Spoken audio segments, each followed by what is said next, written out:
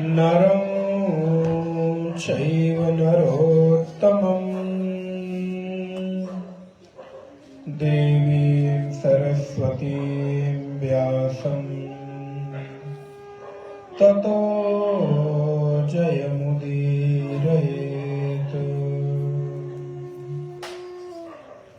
सदाशिवसमारम्भां शङ्कराचार्यमध्यमाम् अस्मदाचार्यपर्यन्तां वन्दे गुरुपरम्पराम्।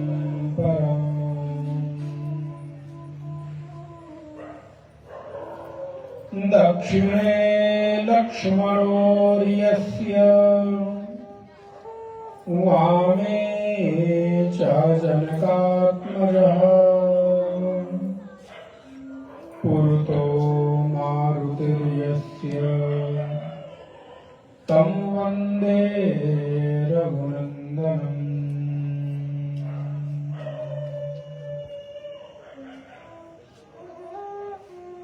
मनोजमं मारुततुल्यवेगम् जितेन्द्रियं बुद्धिमतां वरिष्ठम् वातात्मजं वानरयूथमुख्यम् श्रीरामदूतं शरणं प्रपद्ये। वागर्थाइव सम्पृक्तौ वागर्थः प्रतिपत्तये जगतः पितरौ वन्दे पार्वती परमेश्वरौ। या देवी सर्वभूतेषु स्मृतिरूपेण संस्थिता नमस्तस्यै नमस्तस्यै नमस्तस्यै नमो नमः।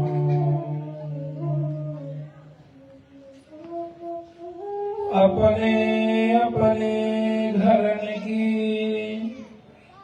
सबका को पीर तुम्हीं पीर सब घरन की धन्य धन्य रघुवीर। तुम्हीं पीर सब घरन की धन्य धन्य रघुवीर। आइए मन को भगवान के चरणों में समर्पित करते हुए हाथों से भगवान की सेवा, वाणी से भगवान का नाम और मन भगवान के चरणों में समर्पित करते हुए मनसा वाचा कर्मणा तीनों भावों से भगवान की सेवा में तत्पर हूँ। भगवत नाम संकीर्तन तदुपरांत भगवान की दिव्य कथा चर्चा हम लोग करेंगे। 2 बार भगवत नाम संकीर्तन। गोविंद मेरो है गोपाल मेरो है गोविंद मेरो है गोपाल मेरो है गोविंद मेरो है गोपाल मेरो है गोविंद मेरो है गोपाल मेरो है। श्री बाके बिहारी नंदलाल मेरो है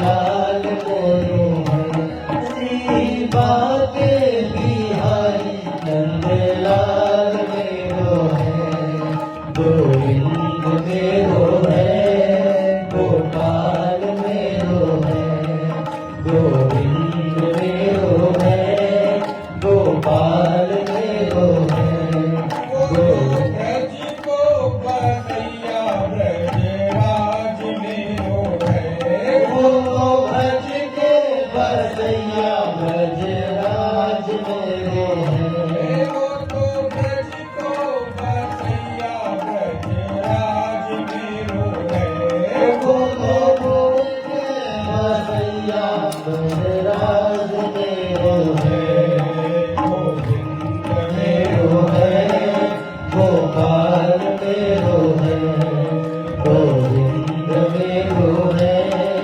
गोपाल मेरो है, बाके बिहारी नंदलाल मेरो है, श्री बाके बिहारी नंदलाल मेरो है, गोविंद मेरो है, गोपाल मेरो है, गोविंद मेरो है, गोपाल मेरो है, गोविंद मेरो है, गोपाल मेरो है, गोविंद मेरो है, गोपाल मेरो है, गोविंद मेरो है, गोपाल मेरो है, गोविंद मेरो है, गोपाल मेरो है, गोविंद मेरो है, गोपाल मेरो है, गोविंद मेरो है, गोपाल मेरो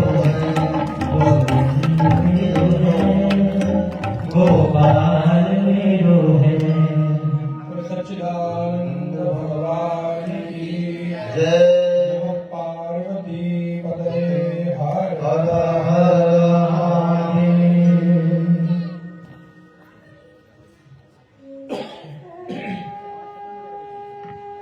नारायण। रामं कामारि सेव्यं भवभयहरणं कालमर्तेभ्यसिंहम्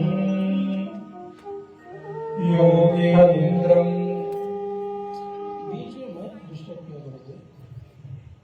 योगेन्द्रं ज्ञानगम्यं गुणनिधिमजितं निर्गुणं निर्विकारम्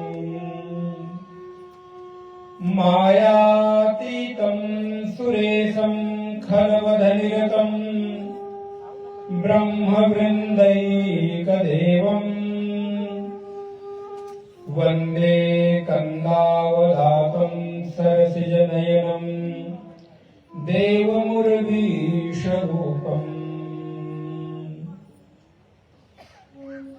शङ्खेन्द्वाभयमतीव सुन्दरतनुम्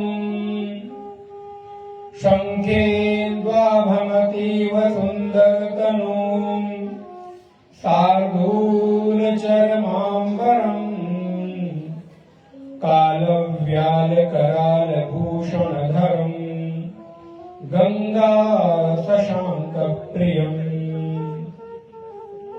काशीशङ्कलिकल्मषौघसमनम् कल्याणकल्पद्रुमम्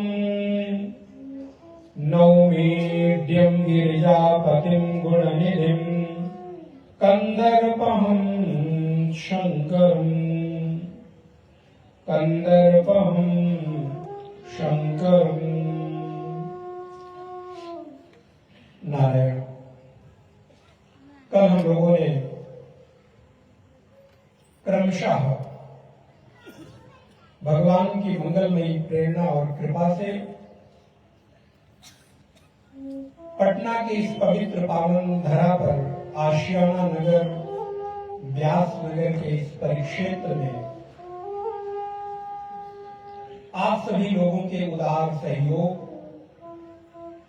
पवित्र संकल्प और भावना और आदरणीय पूज्य स्वामी जी के अथक निष्काम भाव की प्रेरणा और संकल्प के परिणाम स्वरूप हम लोग 7 दिवसीय श्री रामचरितमानस ज्ञान महायज्ञ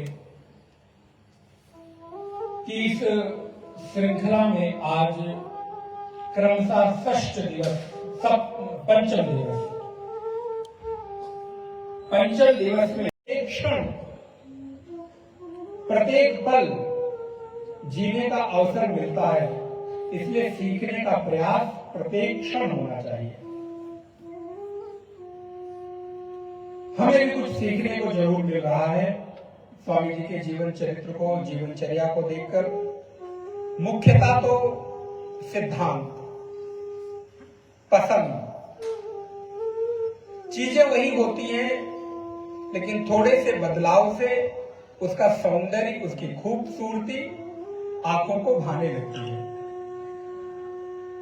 कपड़े आप पहनते ही हैं, पहनना मजबूरी है, बिना पहने रह नहीं सकते, लेकिन अगर उसी कपड़े के रंग का, उसी कपड़े के पहनने के सलीके का सिलेक्शन अगर थोड़ा बेहतर तरीके से कर लिया जाए तो मुझे लगता है कि मेरा तो सौंदर्य बढ़ेगा ही बढ़ेगा, सामने वाले को देखने में भी सुखद अनुभव होगा।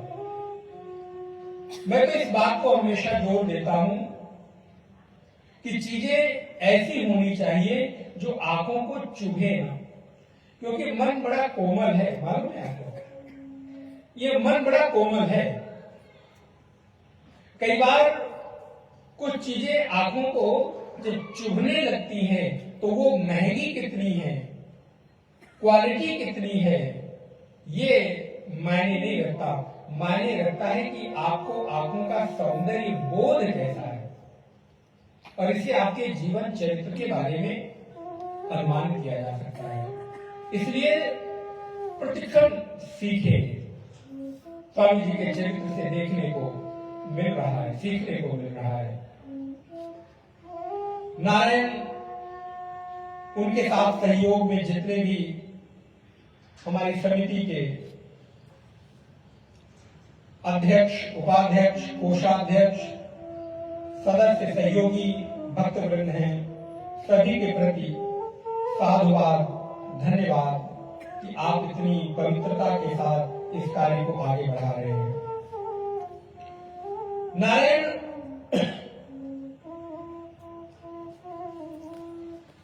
मैं आपको चर्चा कर रहा था सीखने का प्रतिक्षण भाव, इसीलिए तो हमारे ऋषि, ध्यान दीजिएगा, मानस वेद से कम नहीं, वेद के ही मंत्रों का मानो भाषा अनुवाद है। इसीलिए तो हमारे ऋषि प्रार्थना करते हैं, वेद का मंत्र है, भद्रम कर्णेभिः शृणुयाम देवाः, भद्रम पश्येमाक्षभिर्यजत्राः, भद्रम कर्णेभिः शृणुयाम देवाः, भद्रम पश्येमाक्षभिर्यजत्राः, स्थिरैरङ्गैस्तुष्ट्वागुं सस्तनुभिः व्यशेम देवहितं यदायुः। ऋषि प्रार्थना करता है कि जो मैं देखूं भद्र देखूं, अर्थात आपकी आंखों के सामने कोई ऐसा दृश्य न आए जिस दृश्य से आपकी आंखों को पीड़ा पहुंचे, कष्ट पहुंचे।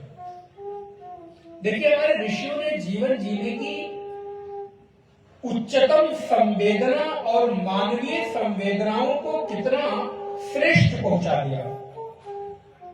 आप अपने कानों से ऐसे कोई शब्द न सुने जिन शब्दों को सुनकर आपको पीड़ा हो, कष्ट हो, जिन शब्दों के माध्यम से चित्त व्यथित हो, जिन शब्दों के श्रवण करने मात्र से आपके मन के भीतर व्याकुलता हो जाए। ऋषि प्रार्थना करता है, प्रभु मुझे ऐसे शब्द सुनने से बचाना, मुझे ऐसे दृश्य दिखाने से बचाना, मुझे ऐसे लोगों के संग से बचाना जिन लोगों का संग मेरे मन को व्यथित करता हो, दुखित करता हो, क्षुब्ध करता हो। तो मेरी प्रत्येक इंद्रियां, मेरे प्रत्येक व्यवहार में सौंदर्य बोध होना चाहिए। और सौंदर्य का अगर हमें प्रेम है तो कोई दोष नहीं है। प्रकृति के साथ पूरी प्रकृति कितनी सुंदर है, आप विचार करके देखो, नजर उठा के देखो, विचार करो कि प्रकृति का कौन सा हिस्सा है जिसमें सौंदर्य नहीं है। एक चीज उठा के बताओ, दिखाओ। प्रकृति का कण सौंदर्यपूर्ण है। प्रकृति के प्रत्येक हिस्से में कलकल निनाद करती हुई गंगा का प्रवाह, अगर आप किनारे बैठ जाए तो गंगा की प्रवाह मानता एक सौंदर्य का और एक अद्भुत प्राकृतिक संगीत का बोध कराती है। आपके पास यदि गंगा की कलकल निनाद धारा का प्रवाहमान गंगा के उस धारा को श्रवण करने की क्षमता हो, सुनने की क्षमता हो, तो आपको गंगा की धारा में एक सहज संगीत सुनाई देगा जो आपके मन को बरबस अपनी ओर खींचेगा। अगर आपके भीतर सुनने की क्षमता हो, देखने की दृष्टि और नजरिया हो, तो पेड़ और वृक्ष और पौधे आपको अपनी सुंदरता की ओर खींचेंगे और आपको जीवन जीने की प्रेरणा देते हुए आपके भीतर एक उदाहरण प्रस्तुत करेंगे। पशु पक्षी को देखो, प्रकृति का कण सुंदरता से भरा हुआ है। प्रकृति का प्रत्येक कण, प्रकृति की प्रत्येक प्रतिक्रिया अपने आप में अद्भुत है। एक मनुष्य ही ऐसा है जो प्रकृति की सुंदरता में विकृति पैदा करता है। विचार करिएगा, मनुष्य अपने व्यवहार से, मनुष्य अपने कृत्य से, मनुष्य अपने सुख संसाधन और सुख के उपभोग के लिए प्रकृति की सुंदरता में विकृति पैदा करता है। लेकिन अन्य जितने भी पशु पक्षी हैं, आप देखिएगा कोई प्रकृति के साथ छेड़छाड़ नहीं करता। किसी भी उठा कर देखिए, सब प्रकृति का सहयोग करते हैं, प्रकृति के साथ घुल मिलकर रहने का प्रयास करते हैं। लेकिन मनुष्य ठीक उसके विपरीत जाकर अपने सुख संसाधन और सुखभोग के लिए छेड़छाड़ करता है। और इतना ही नहीं, मानवीय संवेदनाओं के साथ छेड़छाड़ करता है। आज दिन में एक समाचार मिला है, मन बड़ा व्यथित हुआ, आप लोगों ने देखा होगा। कहना तो नहीं चाहिए मुझे, लेकिन हम किस स्तर पर पहुंच गए हैं उसको कहकर संदेश जन जन तक जाना चाहिए कि हमारी क्रूरता की पराकाष्ठा कहां तक पहुंच गई है। आप सबने शायद समझ लिया होगा, अगर समाचार देखा हो, पेपर और न्यूज देखा होगा। देश की राजधानी दिल्ली का एक केस है। आप विचार कर सकते हैं कि मानवीय संवेदना इतनी क्रूर हो सकती है। किसी व्यक्ति के भीतर प्रेम कर प्रेम के छलावे में क्या इतनी क्रूरता आ सकती है कि वो अपने प्रेमास्पद के ही एक दो नहीं 35 टुकड़े कर दे। शायद आप लोगों ने अगर न्यूज देखा हो, समाचार देखा हो, तो अपडेट रहना चाहिए। हम लोग देश में रहते हैं तो देश की प्रत्येक प्रतिक्रियाओं के साथ हमको जुड़ना चाहिए। हम लोग सन्यासी भले हैं, लेकिन देश और राष्ट्र सर्वोपरि है। आप सुनकर कल्पना कर सकते हैं, मानवीय हृदय अगर थोड़ी भी आपके भीतर संवेदना है, थोड़ा भी आपका हृदय प्रेम से, करुणा से, मुदिता से, प्रसन्नता से भरा हुआ है, तो आप व्यथित हो जाएंगे, बेचैन हो जाएंगे इतना सुनने भर से कि कोई एक व्यक्ति एक किसी अपने प्रेमी के इतने टुकड़े कर और किस हद तक पहुंचा सकता है। आप कल्पना करके देख सकते हैं। अब आप सब लोग बुद्धिजीवी हैं, आप सब लोग सामने देखा होगा, नहीं देखा होगा, जाकर देखिए, समझिए और उस मानसिकता के खिलाफ और उस मानसिकता के को समझने का प्रयास करिए। हम प्रकृति के साथ प्रकृति के उपासक हैं। हमारी संवेदना क्या इतनी क्रूर हो सकती है? हमारे भीतर क्या इतनी कठोरता, निर्दयता, पशुता आ सकती है? पशु के साथ भी कंपेयर करना पशु का अपमान होगा। ऐसी प्रतिक्रिया में तो शायद कभी पशु भी नहीं जाता है। इस प्रकार की घटनाएं पशु को कंपेयर करके उसका भी अपमान करना होगा। इस हद तक क्रूरता, इस हद तक निर्दयता, इस हद तक मानवीय संवेदनाओं को तोड़ने का कुचक्र और प्रयास, ये सर्वथा अनुचित है और इसकी घोर भर्त्सना नहीं, इसकी कठोर प्रतिक्रिया होनी चाहिए।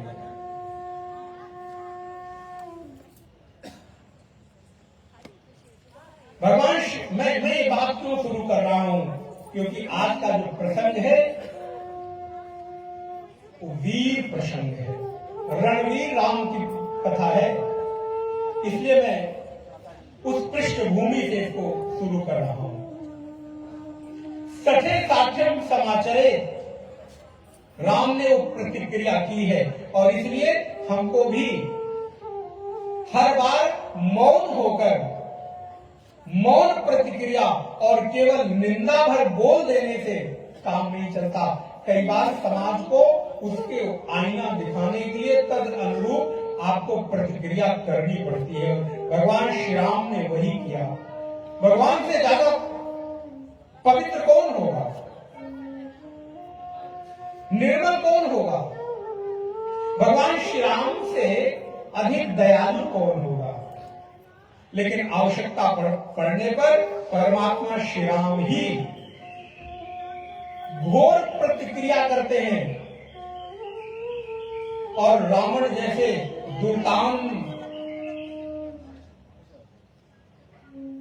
आतंकवादी का, आतताई का, दुष्ट का, राक्षस का मर्दन करते हैं। इसलिए हमारे और आपके जीवन में भी प्राप्त परिस्थिति में कैसी प्रतिक्रिया हो, ये भगवान श्री राम से सीखना चाहिए। गोस्वामी तुलसीदास जी कहते हैं, लव निवेश परमाणु जुग, बरस कलप सर चंड, भजसी न मन तेहि राम को, कालु जासु को दंड। लव निवेश परमाणु जुग। मैं आप लोगों से निवेदन करूंगा कि ये सत्संग जरा गंभीरता का सत्र है।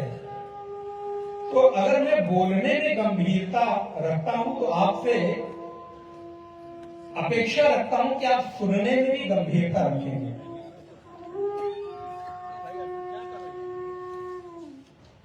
ये मेरे जैसी चीज तो उचित नहीं प्रतीत होती है। कम से कम आप प्रबुद्ध लोग हैं, आना जाना, उठना बैठना, इतना तो सत्संग के साथ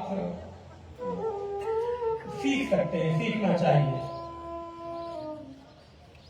इसलिए जरा कुछ लोग स्वयं से स्वयं सेवक होकर और व्यवस्था को बनाएं तो मुझे बड़ी प्रसन्नता होगी। आना जाना थोड़ा गंभीरता के साथ बैठना चाहिए। खैर, श्री सच्चिदानंद भगवान की। दो बार भगवान का नाम श्री कीर्तन।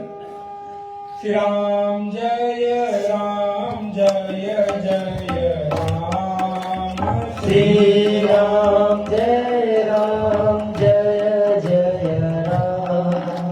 श्री राम जय राम, जय जय राम। श्री राम जय राम, जय जय राम। श्री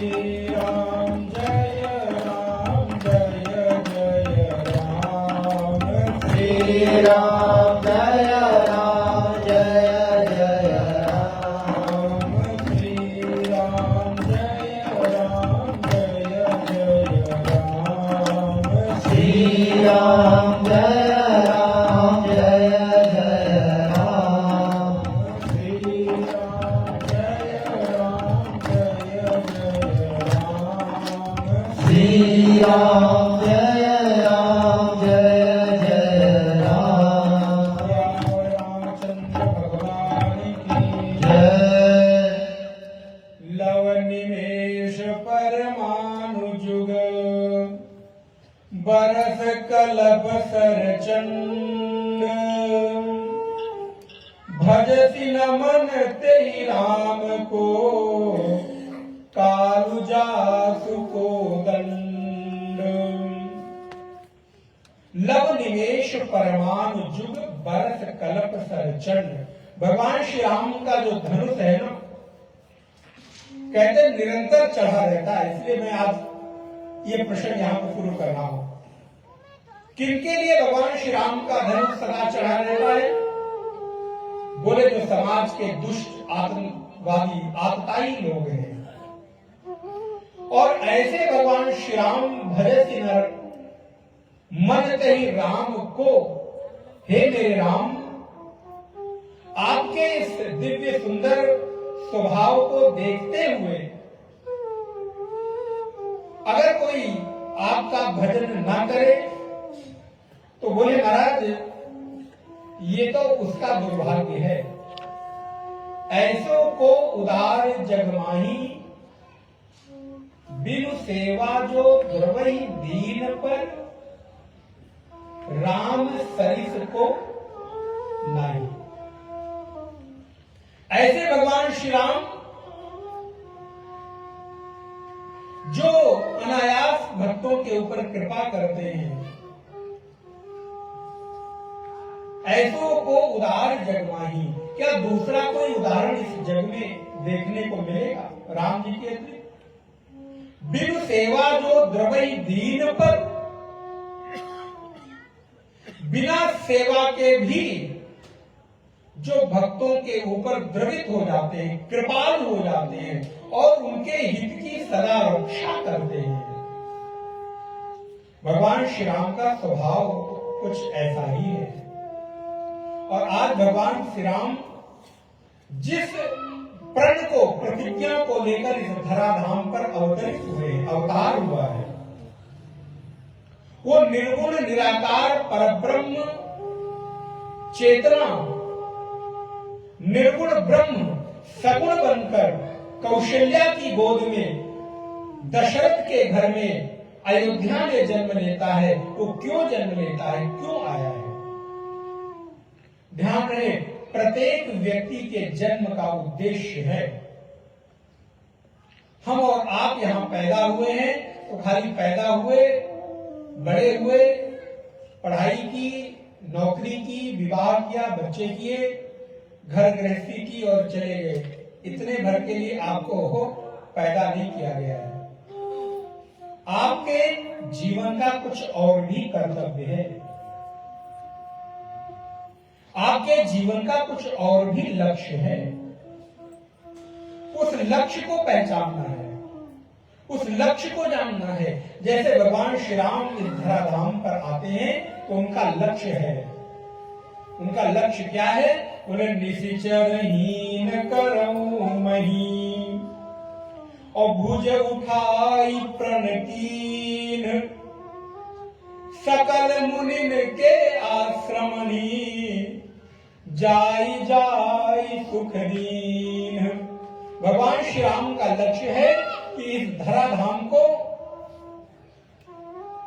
मैं निश्चरों से विहीन कर दूंगा, असुरों से विहीन कर दूंगा और मुनियों को, सज्जनों को, भक्तों को प्रसन्नता और आनंद दूंगा। इसके लिए भगवान श्री राम ने पूरी लीला का, पूरे एक प्लान को तैयार किया है। और ये सारी चीजें अपने आप नहीं हो रही। राम जी का वनगमन हो, सीता जी का अपहरण हो, ये सारी चीजें अपने आप नहीं हो रही है। ये सब राम जी की इच्छा के अनुरूप, उन्हीं के प्लानिंग, उन्हीं के अनुरूप सारी घटनाएं घटित हो रही है। जिस परमात्मा की इच्छा के बिना हमारे मन के भीतर एक विचार नहीं आता, क्या उसकी इच्छा के बिना पराम्बा भगवती का अपहरण हो सकता है? रावण में इतनी दम, रावण में इतनी सामर्थ्य है कि वो भगवती पराम्बा सीता का स्पर्श भी कर सकता है? नहीं नारायण, हम में और आप में इतनी सामर्थ्य नहीं कि हम अग्नि का स्पर्श, अग्नि खुद ही चाहे कि तुम मुझे छू लो तो ही अग्नि को छू सकते हैं, नहीं तो अपने मन से हम अग्नि को छू, क्योंकि अग्नि के भीतर उष्णता है, ज्वलनशीलता है। पर अम्बा भगवती तो आदि शक्ति है। उनकी शक्ति के बिना तो राम, उनकी शक्ति के बिना तो शिव, उनकी शक्ति के बिना तो ब्रह्म भी सृष्टि नहीं कर सकता। तो रावण की इतनी मजाल की पराम्बा भगवती को स्पर्श भी कर ले, ना ना कभी नहीं। भगवान की लीला के अनुरूप सब घटनाएं हो रही हैं। और भगवान श्री राम लंका के किनारे पहुंच चुके हैं। कल आपने श्रवण किया, नल नील दुविध नयन मयंद नील नल अंगद गज विकटास ददमुख केहर निषद सन जामवंत बलरास। इन सारे लोगों ने मिलकर, नलनील आदि ने मिलकर समुद्र के ऊपर सेतु बनाया है। भगवान राम की सेना चल पड़ी है, समुद्र को पार करके लंका के भीतर प्रवेश कर रही है। गोस्वामी जी कहते हैं, सिंधु वचन सुनि राम सचिव बोले प्रभु अस कहो, अब विलंब के ही काम करूं सेतु उतरे कटकू। अब विलंब क्यों करना? सारी सेना नारायण लंका के भीतर प्रवेश कर रही है। भगवान की सेना में दो बड़े अच्छे इंजीनियर हैं। आप लोग आजकल कुछ एक आध बिल्डिंग 10-20 तल्ले की बना लेते हैं तो लगता है कि वाह कितना सुंदर इसका आर्किटेक्चर है, कितना अच्छा आर्किटेक्ट इंजीनियर होगा। आप विचार करो, समुद्र के भीतर बहते हुए जल प्रवाह के भीतर सेतु को बना देना, और ऐसा वैसा सेतु नहीं, हजारों लाखों वर्षों से आज भी उस सेतु के जो अवशेष हैं और उसके जो चिन्ह हैं उनको आप विचार करिए कैसा सेतु बनाया गया होगा, क्या क्या मटेरियल लगाए गए होंगे, किस तरह की इंजीनियरिंग रही होगी। नल नील दो भगवान की सेना में बड़े सुंदर इंजीनियर हैं, और भगवान श्री राम से अधिक तो भगवान के नाम की महिमा है। आप सब ने सुना होगा, पत्थर रुकते नहीं थे, डूब जाते थे। नारायण भगवान श्री राम का नाम लेखन कर करके पत्थर सेतु में लगाए जाने लगे। पत्थर, और सच बात है, पत्थर से किसी ने पूछा, शिला से किसी ने पूछा, बोले जिसको राम छोड़ दे वो डूबेगा नहीं तो भला बचेगा क्या? इसलिए किसी भी परिस्थिति में, किसी भी क्षण में भगवत स्मृति छूटे नहीं। श्रीमद् भागवत महापुराण में लिखा, हरि स्मृति सर्व विपद विमोक्षणम केनापि उपायेन मनः कृष्णम निवेशयेत्। एक प्रकारेण मन को भगवान के श्री चरणों में समर्पित करना चाहिए। लेकिन नारायण कोई कार्य हो और उस कार्य के पूर्व हमारे यहाँ पूजा ना हो, मंगलाचरण ना हो, ये तो उचित प्रतीत नहीं होता है। भगवान श्री राम भी लंका में प्रवेश करने के पूर्व आशुतोष, शशांक शेखर, अवधरदानी भगवान शिव की आराधना करते हैं।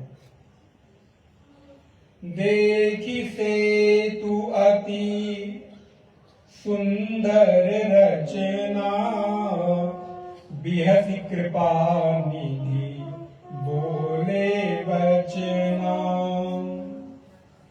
करिहऊं इहां। ध्यान रखिएगा, कोई भी कार्य शुरू करने जाना भगवान का स्मरण कर लेना। बोले महाराज क्यों करना भगवान का स्मरण? दो कारण बता रहा हूं। आप कहेंगे महाराज हर बार भगवान का नाम लेकर काम करें तो पूरा नहीं होता, कई बार असफल भी हो जाता है, होता है ना, और कई बार सफल हो जाता है। तो सफल हो गया तो भगवान ने किया, असफल हो गया तो मैंने किया। बोले नहीं नहीं, मंगलाचरण और पूजा मुहूर्त इसलिए नहीं किया जाता। भगवान का नाम लेकर काम शुरू किया गया और अगर काम सफल हो गया तो आपके भीतर अभिमान नहीं आएगा। ध्यान रखिएगा। क्यों? क्योंकि आप क्या कहेंगे, ये काम मैंने नहीं किया, भगवान की कृपा से हुआ, मैं तो उनका नाम लेकर महाराज कर रहा था और उनकी कृपा से ये काम पूरा हो गया। तो काम पूरा हो गया तो कभी अभिमान नहीं होगा। और भगवान का नाम लेकर काम शुरू करिए और कदाचित काम पूरा न हो, असफल हो जाए तो आपको निराशा नहीं होगी, क्योंकि आप ये कह सकते हो भगवान का नाम लेकर शुरू किया, उनकी इच्छा नहीं होगी इसलिए सफल नहीं हुआ, इसमें मेरा क्या। आप देखिए कितना सुंदर उपाय है। सफलता हो जाए तो अभिमान नहीं, और अगर असफलता हो जाए तो निराशा नहीं। इसलिए प्रत्येक क्षण में, प्रत्येक किसी कार्य के पूर्व भगवान का स्मरण करके कार्य शुरू करो। भगवान श्री राम भी भगवान शिव का स्मरण करते हैं और क्या कहते हैं, करिहऊं इहां। इहां माने यहां पर, करिहऊं इहां शंभु थापना, मोरे हृदय परम कल्पना। मैं यहां पर शंभु भगवान शिव की स्थापना करूंगा, मेरे हृदय में ऐसा भाव आता है। उनकी प्राण प्रतिष्ठा करूंगा, उनका पूजन करूंगा। मेरे भाई बहन, आप भी अपने जीवन में किसी भगवान की प्राण प्रतिष्ठा जरूर कर लेना। बोले महाराज मुझ में इतनी सामर्थ्य नहीं कि मैं मंदिर बना सकूं, क्योंकि मंदिर बनाना बड़ा काम है, आसान नहीं है। जमीन चाहिए, बनाने के लिए मटेरियल चाहिए, पैसा चाहिए। अच्छा ये सब हो भी जाए, उसकी व्यवस्था करने के लिए आदमी चाहिए, उसका खर्च चाहिए, उसकी व्यवस्था के लिए विभिन्न प्रकार की चीजें चाहिए। कोई बात नहीं मेरे भाई बहन, अगर आप बाहर सीमेंट के, बालू के, ईंट के मंदिर ना बना सको तो आपको एक उपाय बताता हूं। महाराज जल्दी बताइए क्या उपाय है। बोले अगर आप बाहर के मंदिर बनाकर प्राण प्रतिष्ठा मूर्ति की नहीं कर सकते, कोई बात नहीं, अपने हृदय को मंदिर बनाओ और अपने हृदय रूपी मंदिर में अपने इष्ट देव की प्राण प्रतिष्ठा सदा सदा के लिए कर लो। आपको मंदिर बनाने का पुण्य मिल जाएगा। और ये ऐसा मंदिर होगा जहां मेंटेनेंस करने के लिए किसी दूसरे की जरूरत, जिसके खर्च करने के लिए किसी अलग से जरूरत, क्या करो, बोले अपने हृदय को ही मंदिर बना लो। तो अपने हृदय रूपी मंदिर में भगवान आत्मदेव की प्रतिष्ठा करके निर्गुण निराकार परब्रह्म परमात्मा को प्रतिष्ठित कर दो और उसके साथ एकाकार हो जाओ, आपको मंदिर बनाने का पुण्य मिलेगा। इसलिए जीवन के भीतर बाहर का मंदिर बन जाए तो अच्छी बात, बाहर का मंदिर न बने तो हृदय मंदिर बन जाए, हृदय के भीतर ही भगवान की प्रतिष्ठा हो जाए।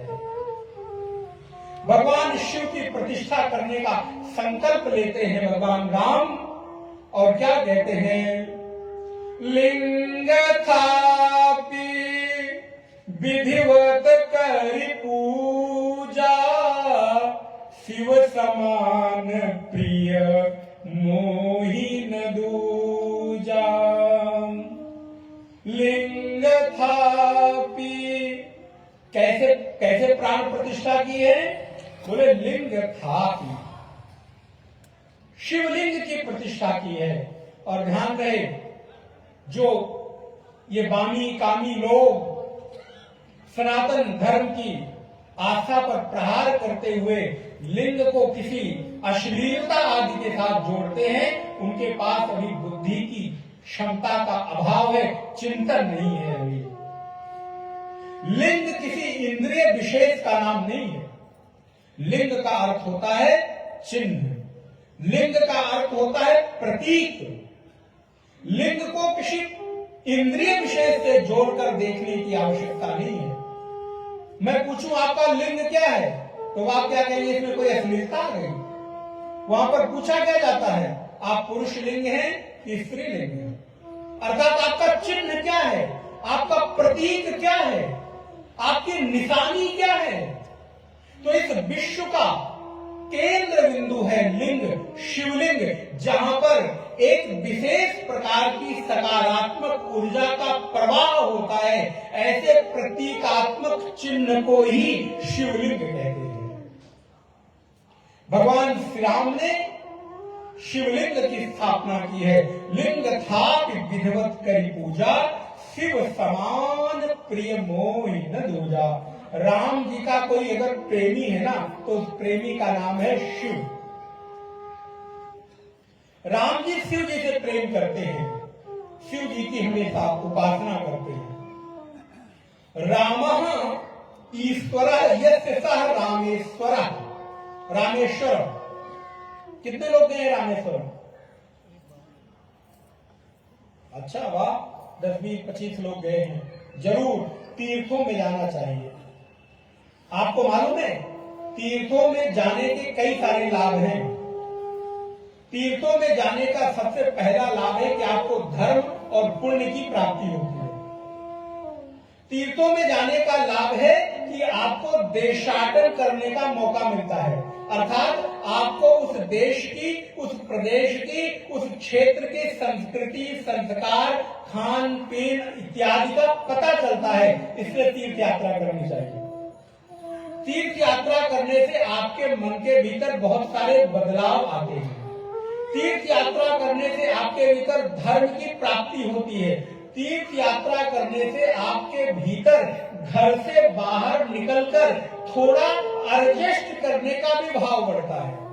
थोड़े कुछ अभाव में रहने की भी आदत पड़ती है, और घर से बाहर निकलकर भी कोई दुनिया है ये भी आपको पता चलता है। इसलिए अवसर मिले तो तीर्थ यात्रा और तीर्थों में प्रवास जरूर करना चाहिए। तीर्थ यात्रा का प्रभाव मन के भीतर सकारात्मकता देता है। तीर्थ यात्रा आपके भीतर एक विशेष प्रकार की ऊर्जा भरती है, और वहां के आराध्य देव का दर्शन, और तीर्थ में जाएं तो 4 काम जरूर करें। वहां की पवित्र नदी में स्नान करें, तीर्थ में पवित्र स्नान करें, वहां के आराध्य देव का दर्शन करें, वहां पे कुछ दान और पुण्य करें, और वहां के प्रतिष्ठित संत महात्माओं के और आश्रमों के दर्शन करके उनसे कुछ शिक्षा, उनसे कुछ सीखने का प्रयास करें। इसलिए तीर्थ में जाएं तो स्नान, दान, दर्शन और धर्म ये जरूर करना चाहिए। भगवान की कृपा से ही तीर्थ यात्रा और तीर्थ में रहने का अवसर मिलता है। मैंने आपको भी निवेदन किया, अभी आपको मार्च में नैमिषारण्य जैसे पवित्र तीर्थ में प्रवास करने का 7 दिवस का अवसर मिल रहा है। और ऐसे वैसे नहीं, ऐसे तो हम जाते हैं दर्शन करने के लिए, तो गए, घूमे, टहले, खाए पिए और लौट आए। तीर्थ में जाकर वहां की ऊर्जा को अनुभव करने का हमें प्रयास करना चाहिए, और वो तभी संभव है जब तीर्थ में 1 दिन, 2 दिन, 4 दिन मैं रुकूंगा, वहां दर्शन करूंगा, स्नान करूंगा, सत्संग करूंगा। तो ऐसा अवसर भी आपको मिल रहा है। 12 से 18 मार्च नैमिषारण्य में श्रीमद् भागवत महापुराण की कथा। अभी जैसे आप मानस सुन रहे हैं, मानस को आपको एक नई दृष्टि मिल रही है कि नहीं? ऐसे ही मैं निवेदन कर रहा था स्वामी जी को, मैंने कई बार निवेदन किया कि आजकल भागवत हम खूब सुन रहे हैं, लेकिन भागवत के नाम पर केवल उछल कूद होती है। क्षमा करिएगा, भागवत के नाम पर केवल हम नाच गाना करके और समझते हैं कि मैंने भागवत पूरी कर ली। कहने और सुनने वाले नाच गाकर फुर्सत कर देते। भागवत परमहंसों की संगीता है। भागवत सुखदेव जैसे ज्ञानी के द्वारा मुमुक्षु परीक्षित को सुनाया गया है। आप सुनो, आप सोच कर देखो, जो परीक्षित 7 दिनों में भागवत सुनकर मुक्त हो गए, ऐसे परीक्षित को क्या सुखदेव जी ने किस्से, कहानी, चुटकुले और नाच गाना सुना दिया होगा? आप विचार करके देखो, कितनी उच्च जीवन की चर्चा होगी, जीवन आदर्श की बात होगी, लेकिन हमने भागवत के नाम पर केवल उछल कूद नाच गाना कर दिया। इसलिए आपको भी ऐसे ही कथा और सत्संग का आश्रय लेना चाहिए, जहां पर गंभीर चर्चा हो रही हो। और विगत आप 5 दिवस से यहाँ पर देख पा रहे हैं कि सत्संग एक इस प्रकार से भी हो सकता है। जरूरी नहीं कि हर सत्संग में चुटकुले ही सुनाई दे जाए। चुटकुला सुनाने के लिए तो कितने सारे टीवी सीरियल चल रहे हैं ना, वहां चुटकुला ही तो सुनाया जा रहा है। सुनिए ना, कॉमेडी करिए। सत्संग को भी अगर हम कॉमेडी बना देंगे तो नारायण कौन सी ऐसी जगह बचेगी जहां जीवन आदर्श की चर्चा होगी? अरे ये तो ऐसी जगह है जहां जीवन के उच्चतम मानवीय मूल्यों की चर्चा की जाती है, श्रेष्ठतम जीवन दर्शन की चर्चा की जाती है। और इसको भी हम कथा पांडाल को धर्म मंच, ये व्यास मंच धर्म मंच है। धर्म मंच से मनोरंजन नहीं किया जाता, धर्म मंच से मन का भंजन किया जाता है। जो मन काम, क्रोध, लोभ, मोह, मद, मत्सर, ईर्ष्या, राग, द्वेष में डूबा हुआ है, ऐसे मन को, डूबे हुए मन को निर्मूलन किया जाए, मन का भंजन किया जाए, ऐसी व्यास गद्दी की जिम्मेदारी होती है। इसलिए मेरे भाई बहन, आप लोगों से भी निवेदन है, ऐसे लोगों के साथ कथा मंच पर ऐसे वक्ताओं का वर्णन करें जो विद्वान हो, सत्संग प्रेमी हो, जो आपको जीवन दर्शन से जोड़ता हो, जो सत्संग और कथा और भगवान से जोड़ता हो। ऐसे सत्संगी लोगों के साथ हम जुड़े। आपको भी अवसर है 12 से 18 मार्च 23 में आप नैमिषारण्य की पवित्र भूमि में आकर 7 दिवस तक वहां रहकर भागवत का श्रवण कर सकते हैं। इसमें सत्संग में जाएं, तीर्थ में जाएं। भगवान श्री राम ने शिवलिंग की स्थापना की है और लिंग थाप विधिवत कर पूजा, शिव समान प्रिय मोही न दूजा। भगवान शिव के जैसा मुझे कोई प्रिय नहीं है। कौन कहता है? राम जी। राम जी कौन है? बोले योगी लोग जिस ब्रह्म तत्व में रमण करते हैं उस तत्व का नाम राम है। रमन्ते योगिनो यस्मिन्, योगी लोग जहां रमण करते हैं उसको राम कहते हैं। और राम जी कहां रमण कर रहे हैं? बोले शिव जी में रमण कर रहे हैं। आप सोचो शिव की सत्ता कैसी अद्भुत सत्ता होगी, वो कैसा तत्व होगा। आज गुरु भगवान शंकराचार्य कहते हैं निर्गुणो निर्गुणो निर्गुणो निष्क्रियो नित्यो निर्विकल्पो निरंजनः, निर्गुणो निष्क्रियो नित्यो निर्विकल्पो निरंजनः, निर्विकारो निराकारो नित्य मुक्तोष्मि निर्मलः। शिव सत्ता तो ऐसी है जो निर्गुण निराकार पर ब्रह्म है और भगवान राम ऐसे शिव में रमण करते हैं। रामस्य ईश्वरः, जो राम का ईश्वर है वो शिव है। जहां पर भगवान श्री राम को आनंद की अनुभूति होती है, अगर राम के हृदय में कोई झांक कर देखे तो शिव जी मिलेंगे। जैसे हनुमान के हृदय में कोई झांक कर देखे तो हनुमान जी कहते हैं प्रणवो पवन कुमार खलबन पावक ज्ञान घन, जासु हृदय आगार बसहि राम सर चाप धर। वैसे ही राम जी के हृदय में कौन बसता है? बोले राम जी के हृदय में वंदे देव उमापतिम सुर गुरुम वंदे जगत कारणम, वंदे पन्नग भूषणम मृगधरम, वंदे पशूनां पतिम, वंदे सूर्य शशांक वह्निनयनम, वंदे मुकुंद प्रियम, वंदे भक्त जनाश्रयं च वरदं वंदे शिवम शंकरम। ऐसे भगवान शिव भगवान श्री राम के हृदय में बसते हैं। भगवान श्री राम ने शिवलिंग की स्थापना की है। गोस्वामी जी लिखते हैं, जय रामेश्वर दर्शन करही ते। भगवान जगत गुरु शंकराचार्य लिखते हैं भक्त गोविंदम में, भगवत गीता किंचित धीता गंगा जल लव कणिका पीता सकृदप्येन मुरारी समर्चा क्रियते तस्य यमेन न चर्चा। बोले भगवत गीता किंचित धीता गंगा जल लव कणिका पीता। अगर कोई व्यक्ति भगवत गीता का स्वाध्याय करता है, पढ़ता है, गंगा जल का पान करता है और मुरारी अर्थात भगवान नारायण की उपासना पूजा करता है, तो ऐसे व्यक्ति को यमराज देखते भी नहीं, उधर से बाईपास हो जाते हैं। वो भी डरते, इधर देखने लायक नहीं है। मालूम है कैसे? बोले अगर कोई गवर्नमेंट ऑफ इंडिया का एम्प्लॉय हो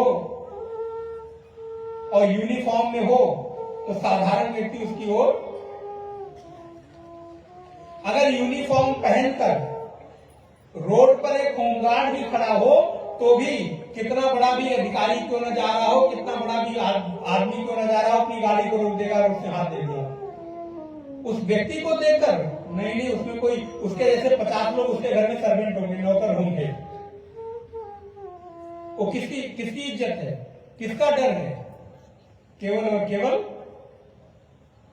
केवल यूनिफॉर्म का, वेश का, क्योंकि उस पर मुहर लगी है कि इसके पास सरकार ने ये अथॉरिटी।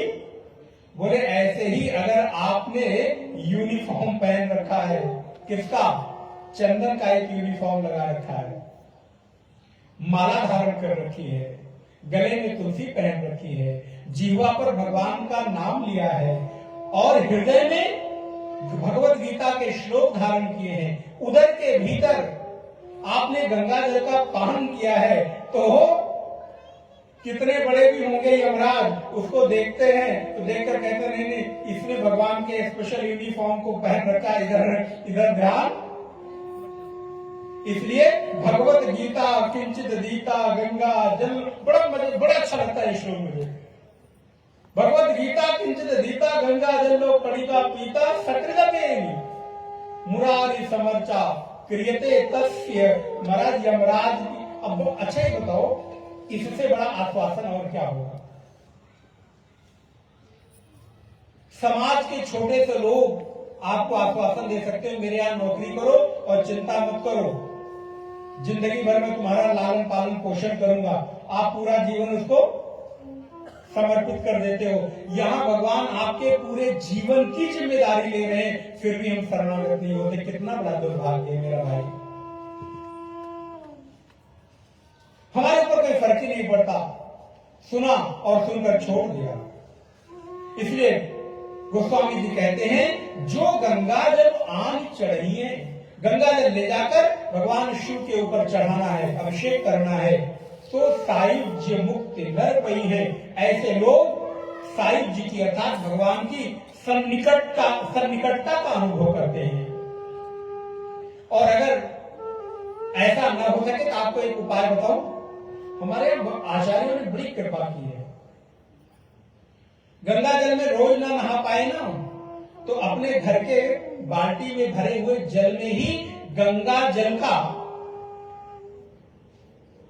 भाव करके और ये मानकर कल्पना करके कि मैं गंगा जल से स्नान कर रहा हूं, रोज आपको गंगा स्नान का पुण्य मिलेगा। क्या करना है?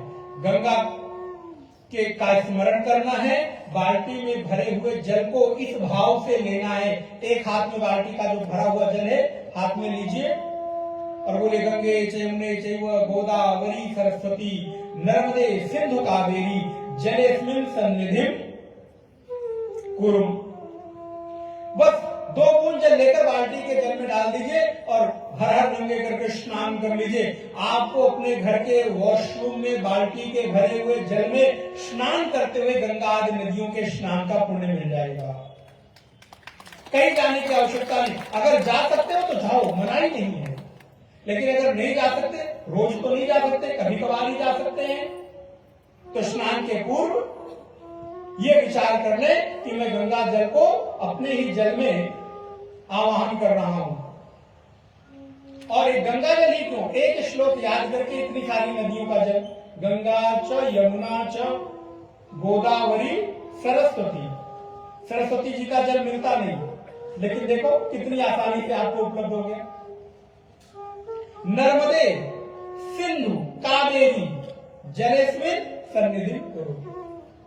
इसलिए भगवान श्री राम ने शिव जी की उपासना की है। शिव की उपासना से उन्होंने प्रार्थना की है, हे भगवान, मैं एक बहुत बड़े काम के लिए जा रहा हूं, कृपा कर मेरे इस कार्य को पूर्ण करें। भगवान शिव का आशीर्वाद मिला है। बांध सेतुवती सुदृढ़ बनावा, देख कृपा निधि के मन भावा। पुल तैयार हो गया है, सेतु तैयार हो गया है। सभी लोग उस पर चढ़कर उस पार जाने लगे हैं। मेरे भाई बहन, ये सेतु राम नाम का सेतु है। मैं तो हर एक उस कथा को आपके जीवन से जोड़ने का प्रयास करता हूं। अच्छा, तो शिला के ऊपर क्या लिखा गया है? राम राम लिखा गया ना। तो अगर हम उसको कहूं कि ये राम नाम का सेतु हो, तो कोई अतिशयोक्ति है क्या? राम नाम का सेतु है। वैसे ही हम और आपको भी इस संसार रूपी सागर को पार करके उस पार जाना है। तो इस संसार रूपी सागर को पार करने के लिए राम नाम रूपी सेतु का आलंबन ले लो, आप भी संसार से पार हो जाओगे। जैसे राम नाम से बने हुए सेतु के ऊपर बंदर भालू चढ़कर उस पार हो गए, तो हम और आप अगर राम नाम का आलम्बन ले लें, भगवान का आलम्बन ले लें, तो हम भी इस संसार से पार हो जाएंगे। जैसे एक छोटी सी चींटी बड़ी सी बहती हुई नदी को पार नहीं कर सकती, बह जाएगी। लेकिन अगर वही चींटी बने हुए पुल के ऊपर चढ़ जाए तो धीरे धीरे चलते हुए नदी के उस पार हो जाएगी। वैसे ही संसार रूपी सागर में हम भी डूब सकते हैं। अगर राम नाम का आलम्बन मिल जाए तो भव से पार हो सकते हैं।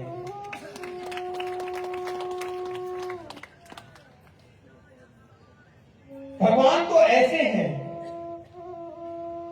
कि वो जीव मात्र के भीतर उठने वाले विचार को जानते हैं। बस एक बार आप आर्त हृदय से, करुणा के हृदय से भगवान को पुकारो, प्रभु मैं भी संसार सागर से उस पार जाना चाहता हूं। मैं संसार सागर में डूबना नहीं चाहता। बहुत हो गया। कब तक जन्मता रहूंगा, मरता रहूंगा? कब तक बार बार आता जाता रहूंगा? प्रभु अब जन्म और मरण से मुक्ति चाहता हूं।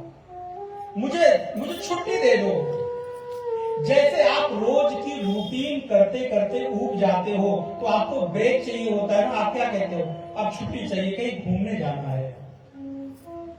ऐसे ही ना आपके भीतर बैठा हुआ जीव भी बार बार जन्म और मृत्यु लेते लेते ऊब जाए, उसको भी कहो भैया ब्रेक चाहिए, भी संसार में नहीं आना, अब हमको उस पार हो जाना है सदा सदा के लिए। भगवान आपको खींच कर पार कर लेंगे, क्योंकि भगवान का वादा है। श्रीमद् भगवद गीता में 6ठे अध्याय में भगवान वादा करते हैं और प्रेरणा देते हैं, प्रत्येक व्यक्ति को अपना उद्धार स्वयं करना है। आपका उद्धार कोई दूसरा नहीं करेगा। गुरु आपको मार्ग दिखा सकता है, चलकर तो खुद ही जाना है। उद्धरेदात्मनात्मानम्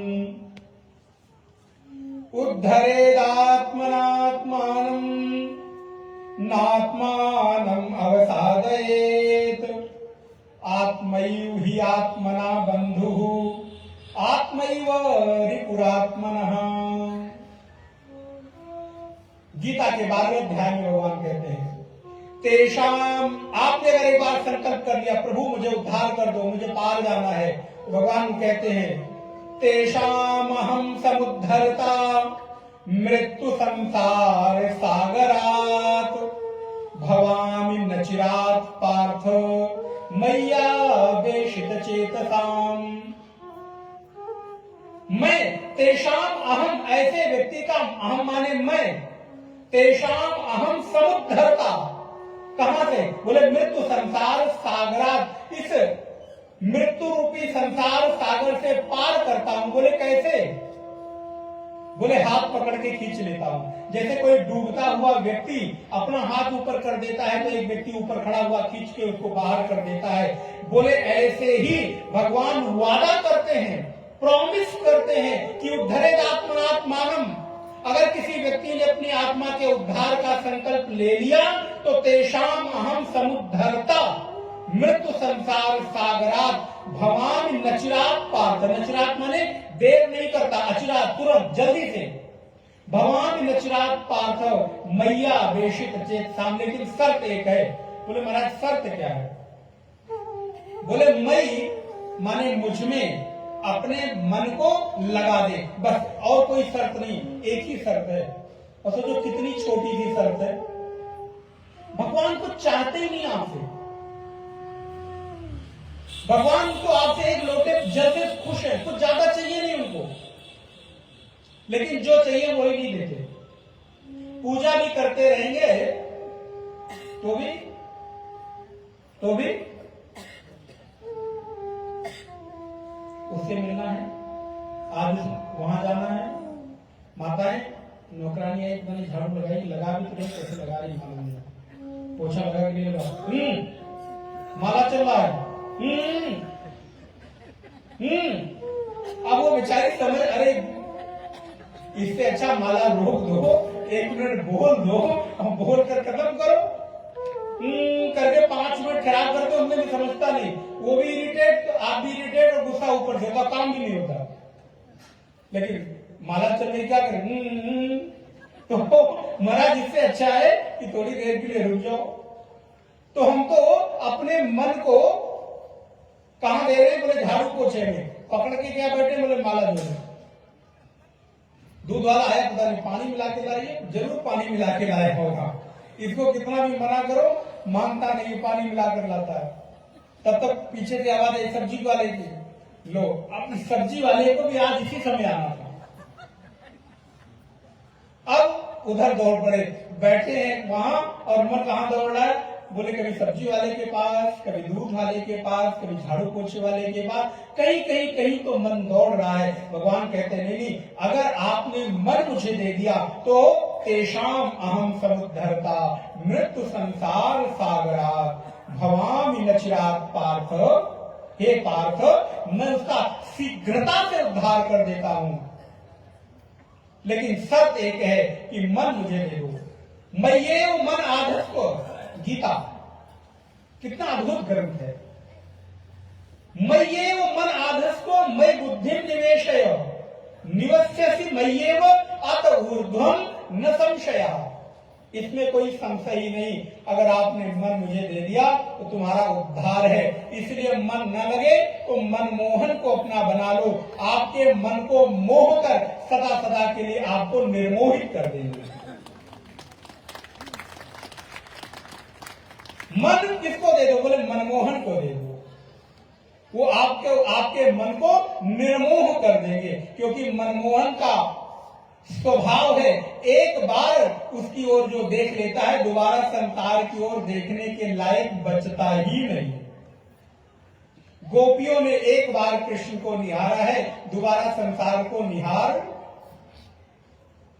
एक बार यदि मन से किसी ऐसे को निहार लो ना, जिसका रूप माधुर्य हो, वाणी में माधुर्यता हो, स्वभाव में माधुर्यता हो, सौंदर्य हो, तो संसार का कोई और रूप अच्छा लगेगा नहीं।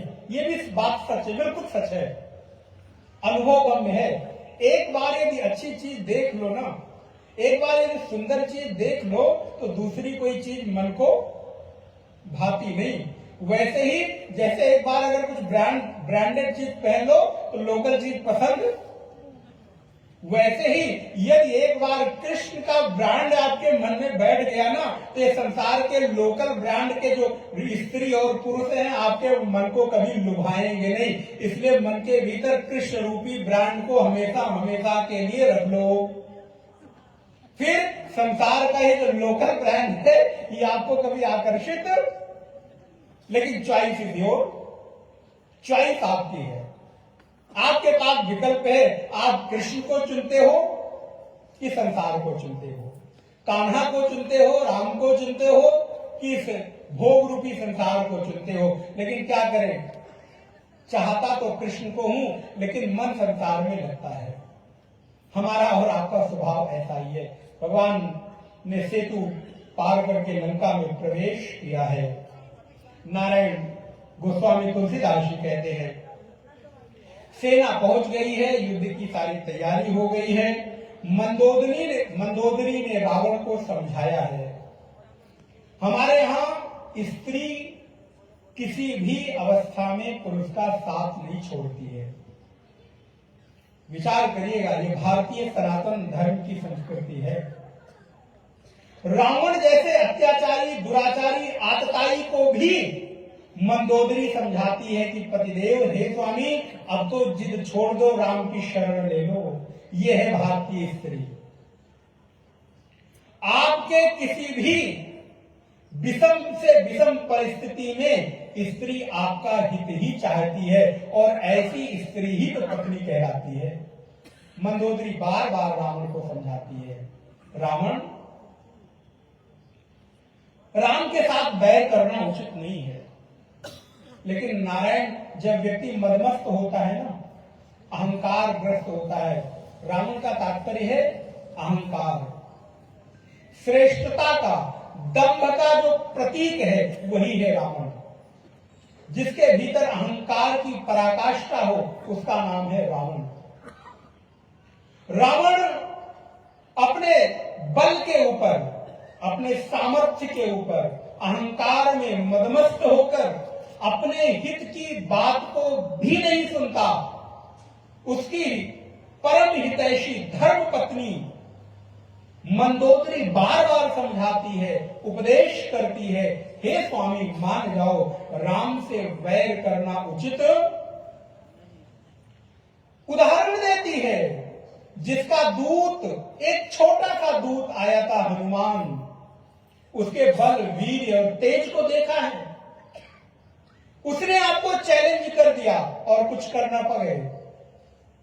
पूरी की पूरी लंका को जलाकर भस्म कर दिया, पुत्रों को मार दिया, तुम्हारे जो बनाई हुई वाटिका थी उसको उजाड़ दिया और तुम कुछ ना कर सके। तुमको चैलेंज करके चला गया जिसका दूत, आप सोचो उसकी स्वामी की क्या सामर्थ्य होगी। जिसका सेवक इतना बलवान होगा उसका स्वामी कैसा होगा, आप विचार करके देखो। पतिदेव मान जाओ, लेकिन रावण मानने कहां वाला है। क्यों? क्योंकि अहंकार इतनी जल्दी मानता और सुनता कब तक, जब तक अहंकार चूर चूर नहीं हो जाता, जब तक अहंकार मिट नहीं जाता, जब तक अहंकार व्यक्ति को मिटा नहीं देता, तब तक अहंकार झुकता नहीं है। इसीलिए तो रावण झुकता नहीं। क्यों? क्योंकि अहंकार का प्रतीक है, दंभ का प्रतीक है, अज्ञानता का प्रतीक है। मंदोदरी ने समझाया है। भगवान श्री राम युद्ध की तैयारी कर रहे हैं। रावण अपने मंत्रियों को बुलाकर योजनाएं बनाता है। और मेरे भाई बहन ध्यान रहे, ऐसे लोगों से सावधान जो आपके मुख पर आपकी बड़ाई करते हों, आपके पीठ पीछे आपकी बुराई करते हों और आपका हित ना करके बल्कि आपके अहित में लगे रहे। बहुत लोग ऐसे होते हैं और ऐसे लोगों को ना, उनको लगता है कोई पहचान नहीं पा रहा है, लेकिन ऐसे लोगों की पहचान हो जाती है, बहुत जल्दी हो जाती है। और आप विचार करके देखो, जो व्यक्ति अपनी इतनी बड़ी व्यवस्थाओं को चला रहा है और चलाने की इच्छा रखता है, वो एक छोटे से व्यक्ति की वो दुष्वृत्ति को, गंदी वृत्ति को नहीं समझ पाएगा क्या? लेकिन किसी कारण से, कई बार उसका अपना कारण, कई बार उसका हित कि अच्छा चलो आदमी है, पढ़ा रहने दो, इसके जीवन चल रहा है, लेकिन वो व्यक्ति उसको उसकी मजबूरी समझ लेता है। इसलिए ऐसे व्यक्ति जीवन में सफल नहीं होते। वो योजनाएं कितनी भी बना लें, लेकिन कभी भी सफल नहीं हो पाते। ऐसे लोगों से सावधान। रावण मंत्रियों को बुलाता है, दूतों को बुलाता है, मंत्रणा करता है। मंत्री लोग कहते हैं, अरे स्वामी, आपने त्रिलोक में विजय प्राप्त की है, देवताओं को बंदी बनाया है, राम आपके सामने क्या है? उनकी सेना, वो छोटे छोटे बानर, भालू, वो सब तो हमारे खाली ब्रेकफास्ट में पूरा हो जाएंगे, हमारे लंच और डिनर के बराबर भी नहीं है। वो छोटे छोटे बानर और भालू कहां आपके सामने क्या बिसात रखते हैं आप उनसे?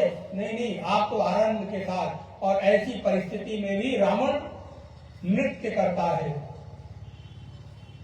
लोगों के साथ उत्सव मनाता है, विभिन्न प्रकार के उत्सव में सम्मिलित होता है।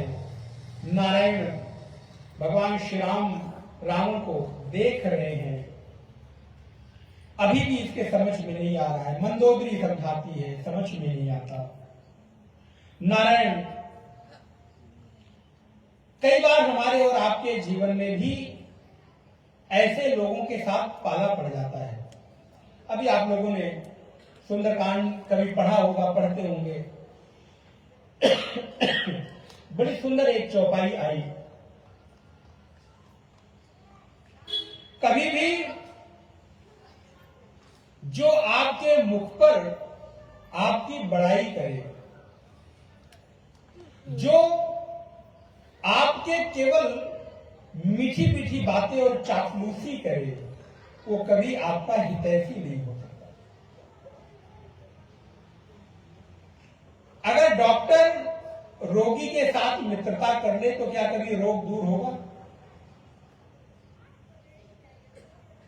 अगर मंत्री राजा के हित की बात नहीं, चापलूसी की बात करे तो राजा का कभी हित नहीं होगा। गुरु अगर शिष्य को प्रसन्न करने की बात करे तो कभी भी शिष्य धर्म में पार नहीं होगा, कभी भी उसे भगवत प्राप्ति नहीं होगी। इसलिए इन लोगों से सावधान रहना चाहिए। हमारे जीवन में कई बार ऐसी परिस्थितियां आ जाती हैं, लेकिन हम स्वार्थ के कारण, दंभ के कारण, अहंकार के कारण समझ नहीं पाते हैं। रावण हंसता है, मुस्कुराता है, अरे तपसी राम वो मेरा क्या कर लेगा? बहुत समझाया है। पुनः भगवान श्री राम ने संदेश भेजा है। अंगद आए हैं, अंगद ने चुनौती दी है, मेरे चरण को उठा लो, मैं सीता को हार जाऊंगा। ये सारे प्रश्न बहुत विस्तृत हैं जीवन के लिए, ध्यान रहे। कभी भी सेवक को स्वामी की शक्तियों पर अतिशय अपने आप पर निर्णय लेने की क्षमता का पालन नहीं करना चाहिए। यहां अंगद ने राम के हित की बात की है, लेकिन जोश में आकर उन्होंने बहुत बड़ी शर्त लगा दी। विचार करके देखो, मैं वचन देता हूं। अंगद कौन होता है वचन देने वाला? कि अगर तुम मेरे पैर को उठा दो तो सीता को,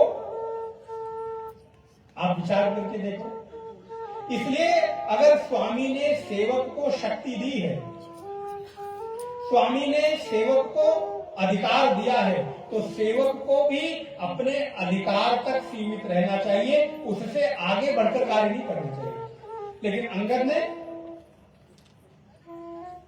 कहा सीता को मैं हार जाऊंगा। राम जी को वो समझ में आया, अंतर्यामी परमात्मा। अंगद थोड़ी सी ज्यादा बात कर गए, कोई बात नहीं। भगवान तो सबके मन के भाव की रक्षा करने वाले हैं। रावण को चुनौती दी है, रावण ने चुनौती स्वीकार किया। अंगद कहता है कि मेरा पैर छूने से, मेरा पैर पकड़ने से कुछ नहीं होगा। पैर पकड़ना है तो किसका पकड़ो? राम का पैर पकड़ो, राम के चरण पकड़ो। राम के चरण पकड़ने से उद्धार होगा। नारायण अंगद और राम जी में भी संवाद हुआ है। पुनः मंदोदरी समझाती है, लेकिन समझ में आए कैसे? क्योंकि अहंकार सिर पर सवार हो गया है। राम जी ने 9 दिनों तक युद्ध की विजय श्री के लिए उपासना की है। ध्यान दीजिएगा, युद्ध की तैयारी हो रही है। जो नवरात्रि आती है, एक चीज का ध्यान आकर्षित करूंगा। आप लोग रावण किस दिन जलाते हैं? उस दिन रावण की मृत्यु उस दिन नहीं हुई। 9 दिनों तक नवरात्रि में भगवान श्री राम ने देवी उपासना करके शक्ति का अर्जन किया है। 9 उपासना की है। विजयदशमी के दिन युद्ध करने के लिए घोषणा करके तैयारी की है। उस दिन मानो रावण को मारने के लिए भगवान श्री राम ने संकल्प ले लिया है। युद्ध चला है 18 दिन, और नवरात्रि से लेकर विजयदशमी से लेकर और दिवाली के बीच कितना दिन का फर्क होता है? 16। फिर से मेरा विचार करके जल्दबाजी न करें। 20 दिन का, बिल्कुल राइट, 20 दिन का अंतराल है। 9 दिन शक्ति उपासना, 10वें दिन युद्ध की घोषणा, रावण को मारने का संकल्प, और 18 दिन तक युद्ध चला है। 19वें दिन भगवान श्री राम पुष्पक विमान से प्रयागराज होते हुए श्री अवध पहुंचे हैं, और 20वें दिन जिस दिन भगवान श्री राम श्री अवध में पहुंचते हैं, उस दिन दीपोत्सव मनाया गया, उस दिन दिवाली हुई। लेकिन हम लोगों ने 10वीं को रावण को जलाकर ये प्रतीक मान लिया कि आज भगवान ने मारने का संकल्प ले लिया, घोषणा कर दी, इसका मतलब रावण मर गया है।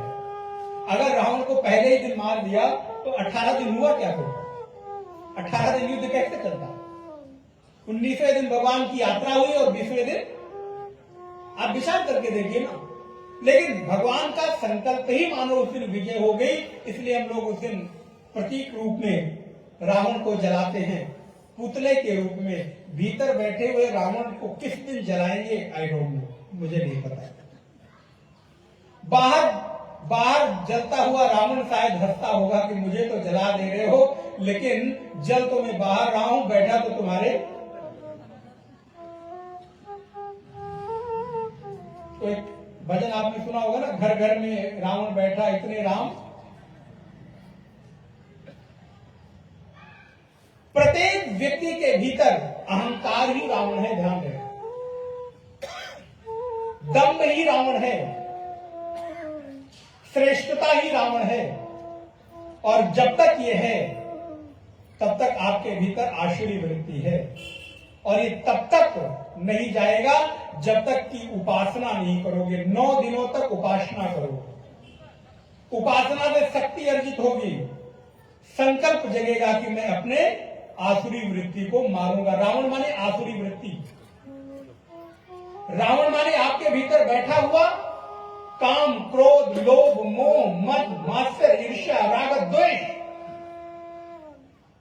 9 दिनों तक उपासना हो, आसुरी वृत्तियों का संकल्प हो और संघर्ष करते हुए उनको मारकर फिर अपने भीतर दीपोत्सव अर्थात ज्ञान का दीप जलाकर अपने आप को प्रकाशित कर दो। इसी का नाम दीपोत्सव है।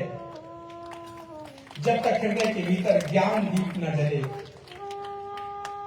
वासुदेव कृष्ण कहते हैं ज्ञानाग्नि सर्व कर्माणि, गीता, ज्ञानाग्नि सर्व कर्माणि भस्मसात् कुरुते अर्जुन, यथैधांस समिद्धोग्नि भस्मसात् कुरुते तथा। जैसे लकड़ियां जला देने पर जितना भी कूड़ा करकट का ढेर हो उसको जलाकर भस्म करके राख कर देती है, वैसे ही आपके हृदय में जितनी भी पाप और आसुरी वृत्तियां हैं उनको ज्ञान रूपी अग्नि जलाकर आपको शुद्ध और पवित्र कर देती है। इसलिए कुछ भी हो ज्ञान रूपी अग्नि को हृदय में जरूर प्रज्वलित कर लेना। एक चिंगारी भी यदि ज्ञान की आपके हृदय में जग गई, आप निर्मल हो जाओगे, शुद्ध और पवित्र हो जाओगे। भगवान श्री राम ने युद्ध की तैयारी की है और युद्ध के लिए आमने सामने दोनों सेनाएं आ गई हैं। इसी बीच भगवान श्री राम के पास न कोई सेना है न कोई रथ है। ये देखकर विभीषण के मन के भीतर संदेह हो गया, प्रभु आप युद्ध कैसे विजय प्राप्त करेंगे, क्योंकि युद्ध जीतने के लिए आपके पास रथ नहीं है, सेनाएं नहीं है। भगवान राम ने कहा, विभीषण युद्ध को जीतने के लिए जिस रथ और सेना की जरूरत होती है वो बिल्कुल अलग ही है। और लंका कांड का ये प्रसंग मुझे बहुत पसंद है। इसको शास्त्रों में विभीषण गीता के नाम से भी जाना गया है। आप लोग जरूर पढ़िएगा। मैं उसकी कुछ ज्यादा तो नहीं, 2-4 चौपाइयां और कुछ विषय आपके सामने जितना समय है वो रखने का मैं प्रयास करता हूं। विभीषण कहता है, प्रभु मेरे मन के भीतर संदेह हो रहा है। संदेह क्या हो रहा है? बोले रावण रथी बिरथ रघुवीरा, देख विभीषण भयो अधीरा। रावण को रथी देखकर, रथ पर सवार हुआ देखकर, और भगवान श्री राम के चरणों में पादुका भी नहीं है। विभीषण को संदेह हो गया, प्रभु आप युद्ध कैसे जीतेंगे? भगवान ने कहा, चिंता मत करो, युद्ध जीतने के लिए मेरे पास जो रथ है उस रथ का नाम कुछ और ही है। और वो रथ क्या है? बोले उस रथ का नाम है विजय रथ।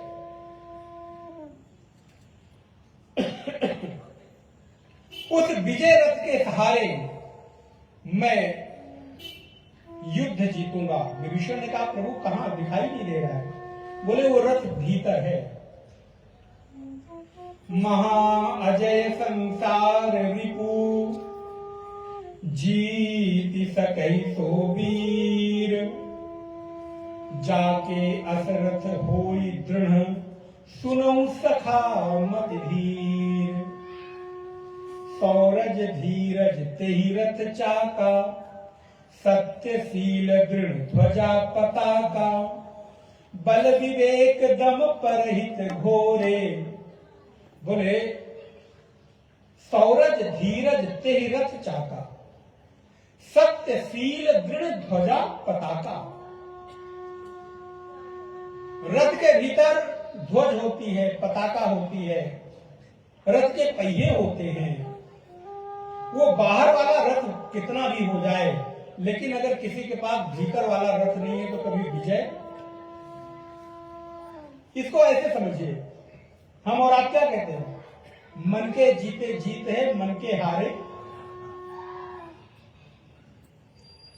हम कोई चीज पहले मन के भीतर कल्पना करते हैं। चलो दूसरा उदाहरण, आप अपना घर बनाते हो तो सबसे पहले घर सीमेंट, ईंट और बालू से बन जाता है बाहर कि सबसे पहले भीतर? बताइए। बाहर कैसे बनेगा? भीतर बनेगा, उसके बाद फिर सबसे पहले आपका घर भीतर बनता है। और ध्यान रहे, जैसा घर आपका भीतर बनेगा वैसा ही घर बाहर बनेगा। इसलिए अगर भीतर वाला घर अच्छा बन पाया तभी बाहर वाला घर सुंदर बनेगा। आर्किटेक्ट को आप हायर करते हो तो क्या करता है? सबसे पहले वो आपके मन की आप चाहते क्या है? इतना बड़ा प्लॉट है और ये चाहता हूं, ये यहां ये चाहता हूं, फिर वो अपने अनुसार प्लान करता है। वो घर कहां बन रहा है? वो घर सबसे पहले मन में बनता है। और मेरे भाई बहन ध्यान रखिएगा, जो घर मन के भीतर अच्छा नहीं बना वो घर बाहर कभी अच्छा बन। इसलिए बाहर घर खूबसूरत बने, इसके लिए मन को पहले खूबसूरत बनाओ। हम लोग बाहर महंगी चीजें लाकर घर को खूबसूरत बनाना चाहते हैं। पैसा आया तो महंगा तो सोफा लाके रख दिया, पैसा आया तो महंगे फर्नीचर लाके रख दिए, लेकिन वो सुंदर मन कहां लाओगे, कैसे लाओगे, कि उसको लगाना कैसे है, रखना कैसे है, उसके साथ व्यवहार कैसे करना है। अगर वो नहीं आया है तो कितनी भी महंगी चीज घर में रखी हो, उसकी सुंदरता कभी भी। आप किसी के घर में जाते हो, बहुत सामान्य सी चीज होती है, कम पैसे की भी होती है, लेकिन फिर भी घर सुंदर लगता है। हमारे घर में इतनी महंगी चीज है, फिर भी मेरा घर सुंदर नहीं लगता। क्यों? क्योंकि आपने मन के भीतर अपने घर को सुंदर। इसलिए जीत अगर हासिल करना है तो पहले मन के भीतर जीत को हासिल करो, जीतो। मन के भीतर यदि उत्साह है तो बाहर तो जीत हो ही जाएगी। इसलिए सबसे पहले घर मन में बनता है, फिर पेपर पे बनता है, ध्यान रखिएगा। और मन से पेपर पर आता है, और पेपर से बाहर आने में देर नहीं लगती है। बाहर तो बस थोड़ी बहुत साधन हो, अपने आप बिल्डिंग खड़ी हो जाएगी, लेकिन अगर भीतर नहीं बना बहुत कठिन है। इसलिए राम कहते हैं विभीषण, मन के भीतर रथ तैयार करो, सौरज, शौर्य, धैर्य। आप विचार करके देखो, जिस व्यक्ति में धैर्य नहीं है वो जिंदगी क्या जीतेगा। आप इतने जल्दी हैरान परेशान हो जाते हो छोटी छोटी विपरीत परिस्थितियों में। आप जीतने की बात करते हो जगत को, जीतने की बात करते हो घर को, संसार को, और आपके भीतर क्रोध जीतने की तो सामर्थ्य नहीं है, आप संसार क्या जीतोगे। आपके भीतर किसी के हृदय को जीतने की तो सामर्थ्य नहीं, और बात करते हो कि मैं जिंदगी जीत जाऊं। किसी के हृदय में प्रेम पहुंचाने की सामर्थ्य नहीं, किसी के हृदय में प्रसन्नता देने की सामर्थ्य नहीं, किसी को सुख देने की सामर्थ्य नहीं, और हम बातें क्या करते हैं कि हम संसार जीत लेंगे, परमात्मा को प्राप्त कर लेंगे। अरे भैया थोड़ी दूर की बात है, पहले हृदय के भीतर इन चीजों को तो धारण करो। भगवान कहते शौर्य, धैर्य, सौरज, धीरज, तेहिबल, चाका, माने चक्का माने पहिया, रथ के जो पहिए हैं होने चाहिए। सत्यशील, अद्भुत, सत्यशील दृढ़ ध्वजा पताका।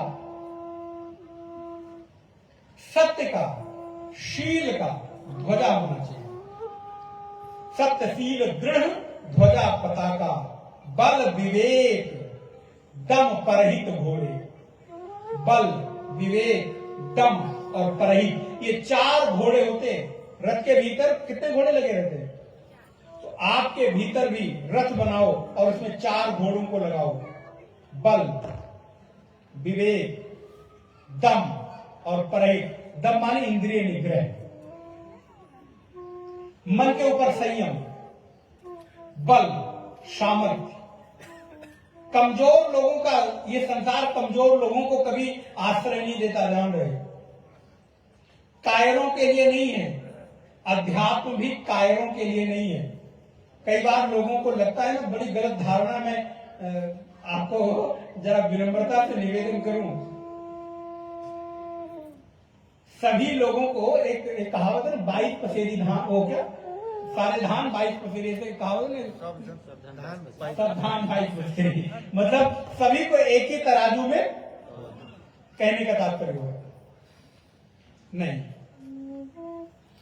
अपनी धारणा को जरा इतनी जल्दबाजी नहीं, जीवन को जीने के लिए थोड़ा गंभीरता हो, इतनी जल्दबाजी में निर्णय नहीं लेना चाहिए। क्या अगर महाराज खाने को नहीं मिला होगा, साधु बन गए होंगे, प्राय समाज की ये अवधारणा होगी, कुछ नहीं मिला तो ये बन गए हो। भगवती श्रुति कहती है, वेद कहता है, अध्यात्म में भी वही सफल होते हैं जो संसार में सफल लोग हैं। संसार के असफल लोग अध्यात्म में कभी सफल नहीं हो सकते हैं। अगर बात आपको पहुंची नहीं होगी, मुझे मालूम है, बड़ी गंभीर बात है, इतनी जल्दी आप समझ जाएंगे थोड़ी देर की बात है, लेकिन हाँ, कोशिश करेंगे तो समझेंगे। कठोपनिषद कहता है, कठोपनिषद की स्मृति कहती है, नायम आत्मा बलहीनेन लभ्य। ये आत्मा बलहीनों से, कायरों से जीतने लायक नहीं है। आत्म तत्व को भी वही लोग प्राप्त करते हैं जिनके भीतर बल है, वीर है, दम है, परहित है, जिनके भीतर साहस है और धैर्य है। नहीं तो ऐसे लोग भी केवल और केवल इस वेश को धारण करके जीवन तो जी सकते हैं, लेकिन अध्यात्म को नहीं जी सकते हैं। और दोनों दो चीजें हैं, उसको कंपेयर मत करिएगा, एक साथ मिलाइएगा मत, मिक्स मत करिएगा। भगवान श्री राम कहते हैं, विभीषण, बल विवेक दम परहित गोहरे। घोड़ा रखो मजबूत, और जिस रथ में घोड़े कमजोर होंगे, घुड़सवार चलेगा कैसे, रथी चलेगा कैसा? इसलिए घोड़े को एकदम खिला पिला के मजबूत रखो। बल विवेक, अगर आपके पास विवेक नहीं है, प्रज्ञा नहीं है, समझ नहीं है, करना क्या नहीं करना, प्रतिक्रिया क्या करनी है, बोलना कब है और कैसे है, अगर आपके पास इसका भान नहीं है, तो आप जरा मनुष्य होने पर एक बार विचार करिएगा। महाराज मेरे मन में तो जब जो आता मैं बोल देता हूं, ये आपका गुण है क्या? इसको मनुष्यता कहते हैं क्या आप? नहीं, भगवती श्रुति कहती, वेद कहता है, विवेक। कैसी प्रज्ञा हो? बोले दीप्त प्रज्ञा है, बिल्कुल विवेक में स्पष्टता होनी चाहिए, क्लियर होनी चाहिए। आप अपने विजन के प्रति, अपने लक्ष्य के प्रति बिल्कुल स्पष्ट होने चाहिए, क्लियर होने चाहिए।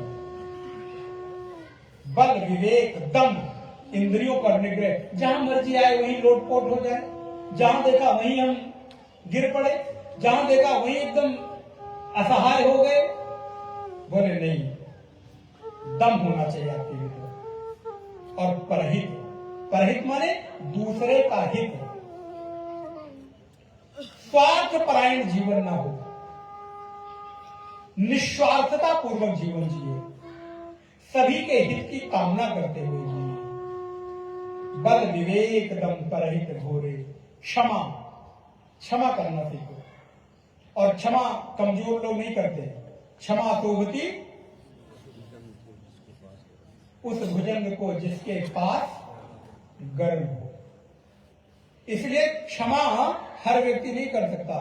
बात को सुनकर और धारण करने के लिए बड़ा दम चाहिए भैया। कई बार हम लोग ना सुने और तुरंत बकबक कर दिए, कमजोर लोग होते हैं वो लोग, बहादुर लोग नहीं होते। सुनकर धैर्य धारण करने की क्षमता हो।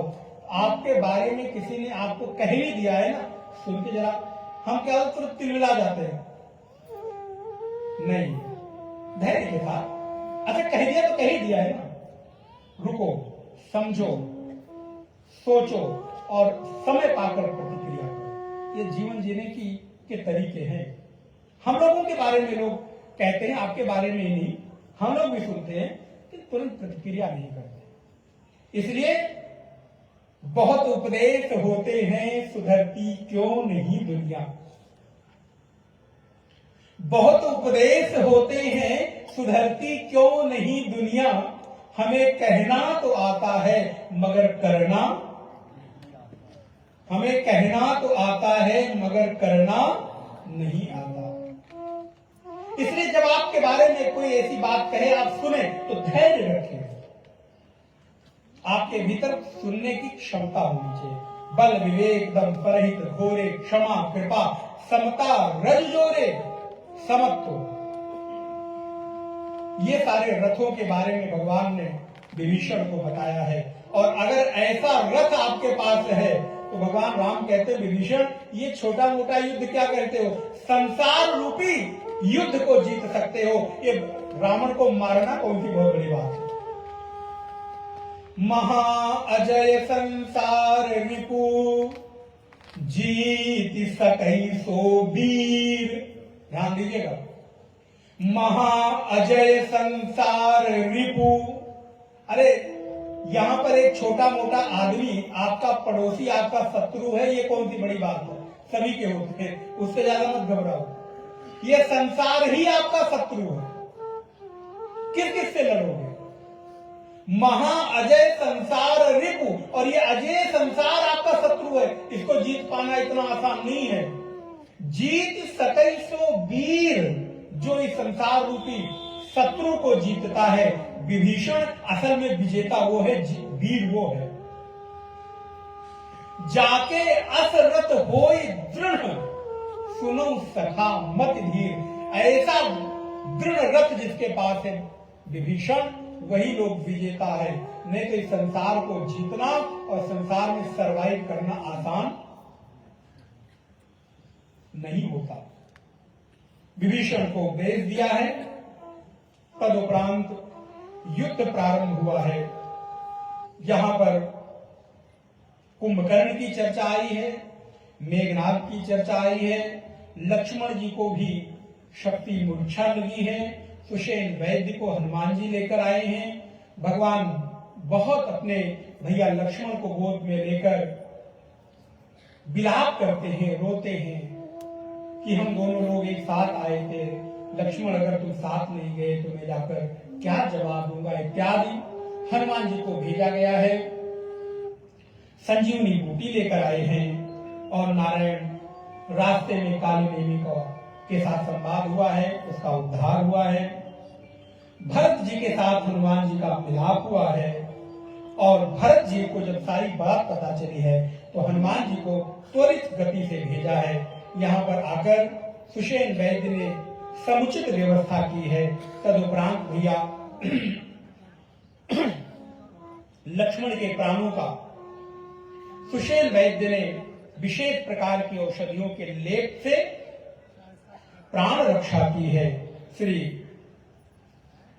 गोस्वामी तुलसीदास जी कहते हैं, रावण झुंझला गया है, उसको लगता है मेरी मृत्यु बहुत निकट है।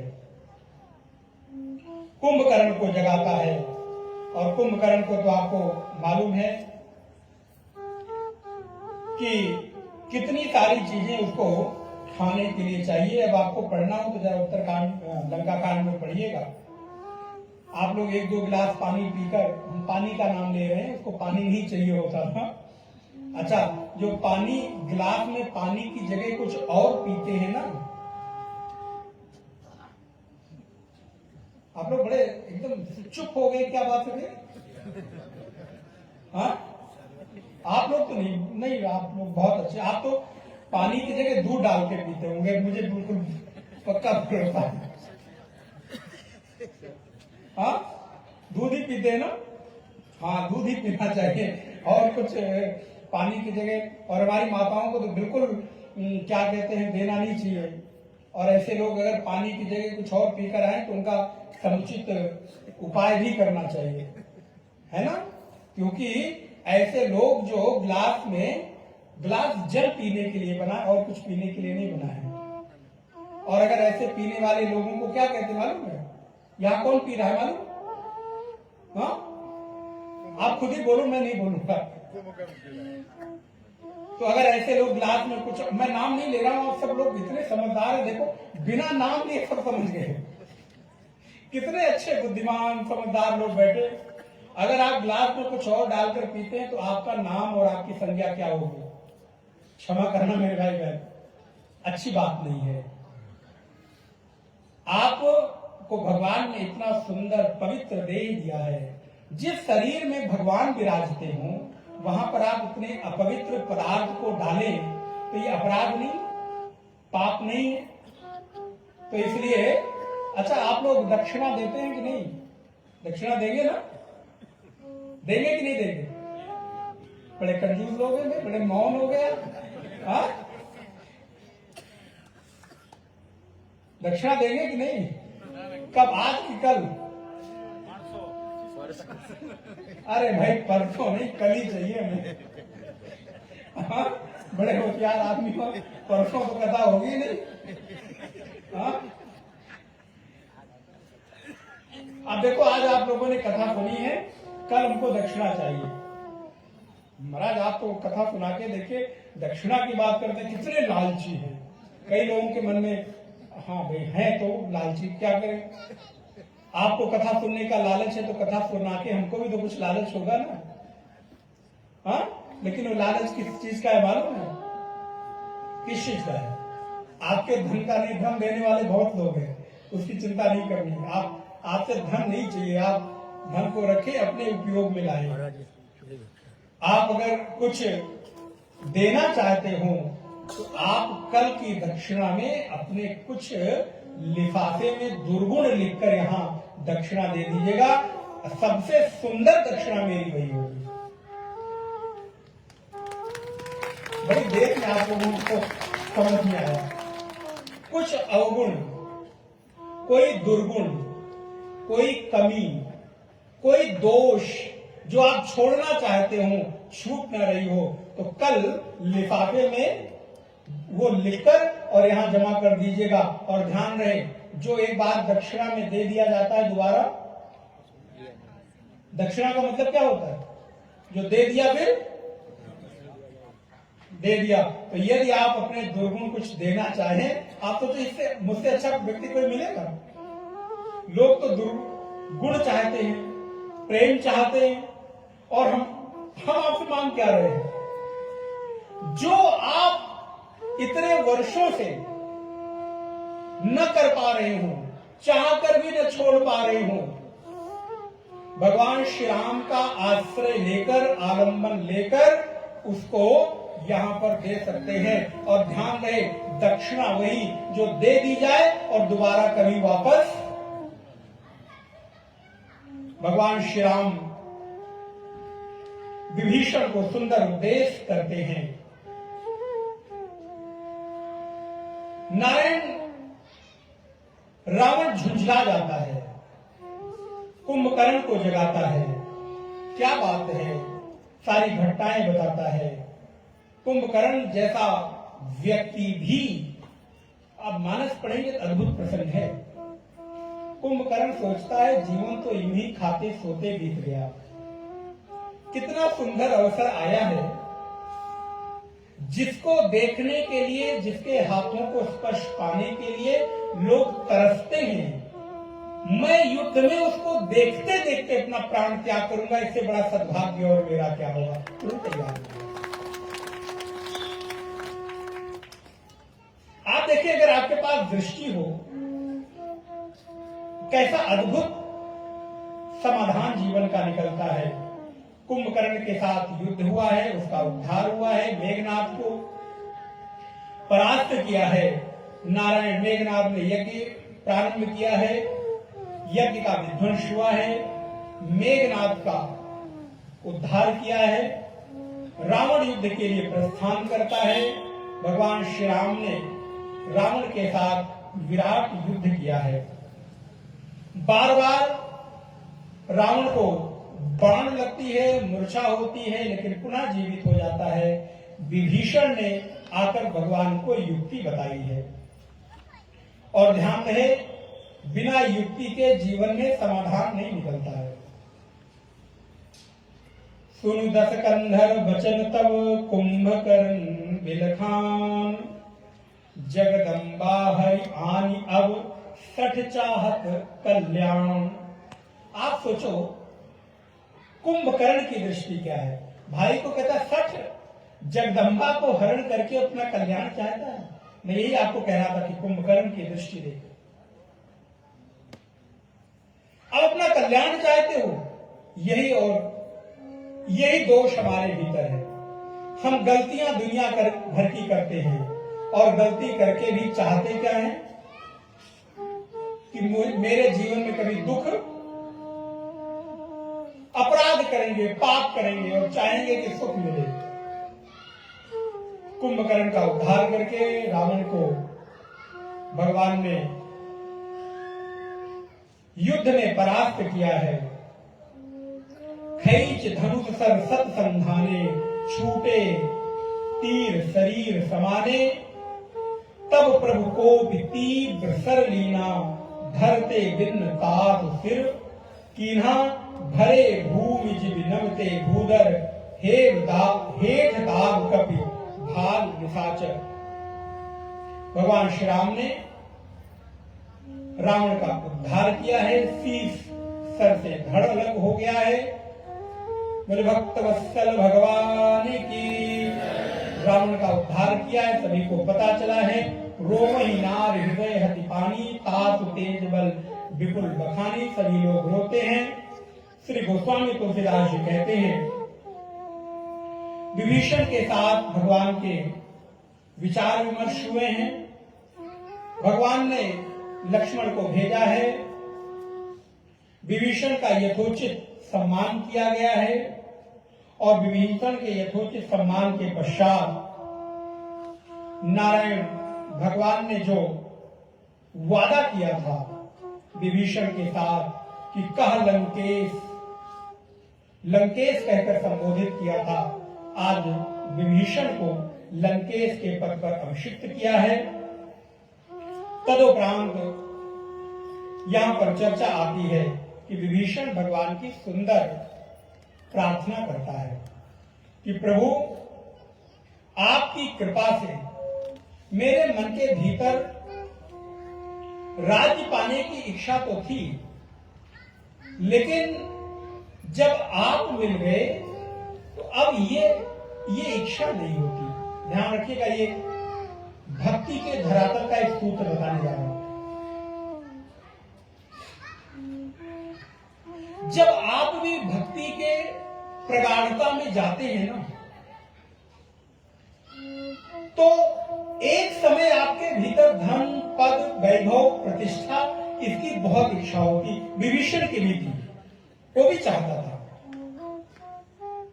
कि मेरा भी साम्राज्य हो। लेकिन जब आपके भीतर भक्ति प्रगाढ़ होती है, भगवान आते हैं, प्रभु आपकी इच्छा के दर्शन के बाद मेरी इच्छा बह गई।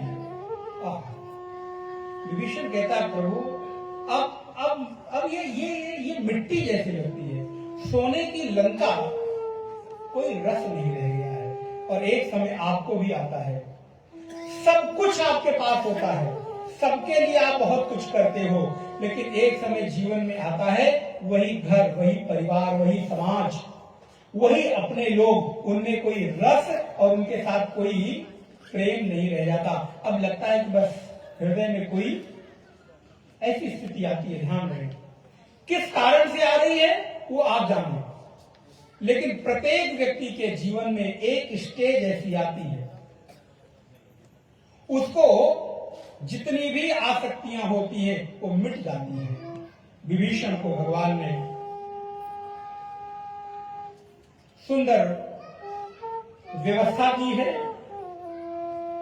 और विभीषण से भगवान ने कहा, भाई अब बहुत कुछ हो गया है, सीता जी के साथ मिलन होना चाहिए। भगवती पराम्बा सीता के साथ भगवान श्री राम का मिलना होता है। दिन पूरे हो गए हैं, भगवान श्री राम को मालूम है मेरे पास बहुत सारे दायित्व हैं, बहुत सारे कर्तव्य हैं, एक दिन शेष रह गया है। हमारे और आपके सत्संग का भी एक दिन शेष रह गया है। समय यूं ही बीत जाता है, पता नहीं चलता। एक दिन आने की तैयारी और एक दिन, यही संसार है। एक दिन आप संसार में पैदा होते हो आने के लिए, और फिर एक दिन इस संसार से विदा होते हैं। ये संसार का यथार्थ नियम है। नारायण भगवान ने कहा आप जाने की तैयारी करनी चाहिए, क्योंकि हमारे कर्तव्य दायित्व तो कुछ और है। एक मेरा कोई बहुत बड़ी जिम्मेदारी निर्वहन कर रहा भाई भरत अयोध्या में प्रतीक्षा कर रहा है और राम जी को मालूम है एक दिन अगर विलंब हुआ तो भरत अपने प्राणों का त्याग कर देगा। मैं एक दिन भी लेट नहीं करना चाहता, विलंब नहीं करना चाहता। नारायण पुष्पक विमान पर भगवान श्री राम, भैया लक्ष्मण, माता जानकी, सेवक बानर भालू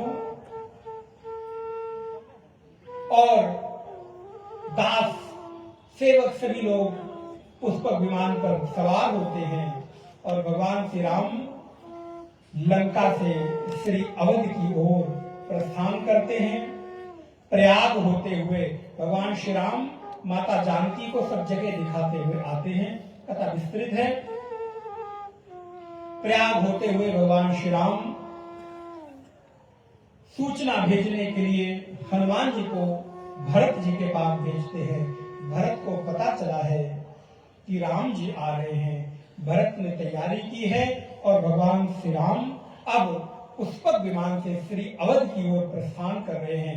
भगवान श्री राम श्री अवध पहुंच रहे हैं और अवध में पहुंचकर भगवान श्री राम अभी तक बाल राम के रूप में थे, फिर युवा राम के रूप में, याद है ना, बाल राम, युवा राम, तपस्वी राम, मित्र सखा राम, भक्त वत्सल राम, और आज रणवीर राम की कथा आपने सुनी। और कल राजा राम के रूप में भगवान प्रतिष्ठित होंगे। ऐसे श्री अवध में भगवान श्री राम राजा के रूप में प्रतिष्ठित होंगे। सुंदर कांड के साथ कल का जो सत्र है वो विश्राम लेगा। समर विजय रघुवीर के चरित जे सुनहि सुजान, विजय विवेक विभूति नित तिनहि देहि भगवान। यह कलिकाल मलायतन मन कर देखु विचार, श्री रघुनाथ नाम तजी नाहिन आन आधार। इति श्रीमद् रामचरितमानसे सकल कलिकल विध्वंसने षष्ठ सोपान समाप्तः। भगवान श्री राम श्री अवध की ओर प्रस्थान कर गए। इसी के साथ षष्ठ सोपान लंका कांड यहाँ पर विश्राम लेता है। कल हम लोग सप्तम सोपान राजा राम के रूप में उत्तर कांड को देखेंगे। ये सत्संग विश्राम लेगा। आप लोगों को कुछ सूचना पूज्य स्वामी जी देंगे। 2 बार भगवान का नाम हम लोग भी लेंगे। और आपको जैसा कि मालूम है कथा श्रवण के बाद इतना बड़ा यज्ञ पांडाल आदि की व्यवस्था स्वामी जी ने समिति ने किया है। आप अपनी जो भी सेवा आदि भेंट करना चाहे स्वामी जी को आप कर सकते हैं। और कथा के बाद दक्षिणा का विधान है, आपके पास लिफाफे हैं, आप वो यहाँ पर प्रस्तुत कर सकते हैं। और उसके साथ आपको नैमिषारण्य में चलने के लिए स्थान बहुत सीमित है। कई लोगों के कल फोन मैसेज आए हैं और मिलने भी आए थे। तो आप जिसको भी नैमिषारण्य में 7 दिवस तक रहकर कथा श्रवण करना है वो शीघ्र स्वामी जी से अथवा मेरे से संपर्क करके अपना नाम और रजिस्ट्रेशन करा लें। आपके लिए बहुत अच्छा अवसर है कि आप नैमिषारण्य में 7 दिवस तक प्रवास कर सकते हैं। और एक आध लोगों की इच्छा थी कि कुछ सत्संग और कथा आयोजित करना हो तो कैसे किया जा सकता है। तो आप निश्चित रूप से भागवत आदि की कथा अगर सुनना चाहते हैं, कराना चाहते हैं तो आप स्वामी जी से संपर्क करके और उस आयोजन को आप बिल्कुल आयोजित कर सकते हैं। निसंकोच भाव से आप कथा आदि आयोजित कर सकते हैं। 2 बार भगवान का नाम और कुछ सूचनाएं। सियावर रामचंद्र भगवान की। नमः पार्वती पतये हर हर महादेव। हरि शरणम हरि शरणम हरि शरणम हरि शरणम हरि शरणं हरि शरणं हरि शरणं हरि शरणं हरि शरणम हरि शरणम हरि शरणम हरि शरणम हरि शरणं हरि शरणं हरि शरणं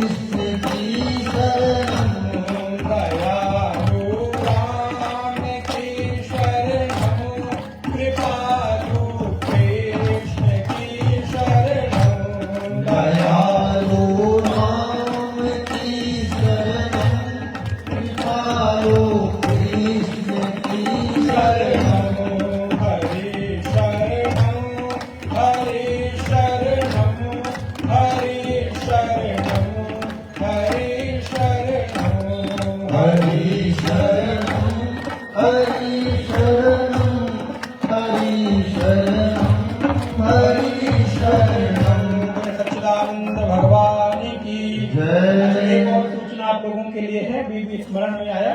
वैसे तो वो ऑलमोस्ट कार्य हमारा हो गया है। जून के महीने में आप सभी लोगों ने भगवान शिव का नाम सुना, बोलो, और कैलाश मानसरोवर।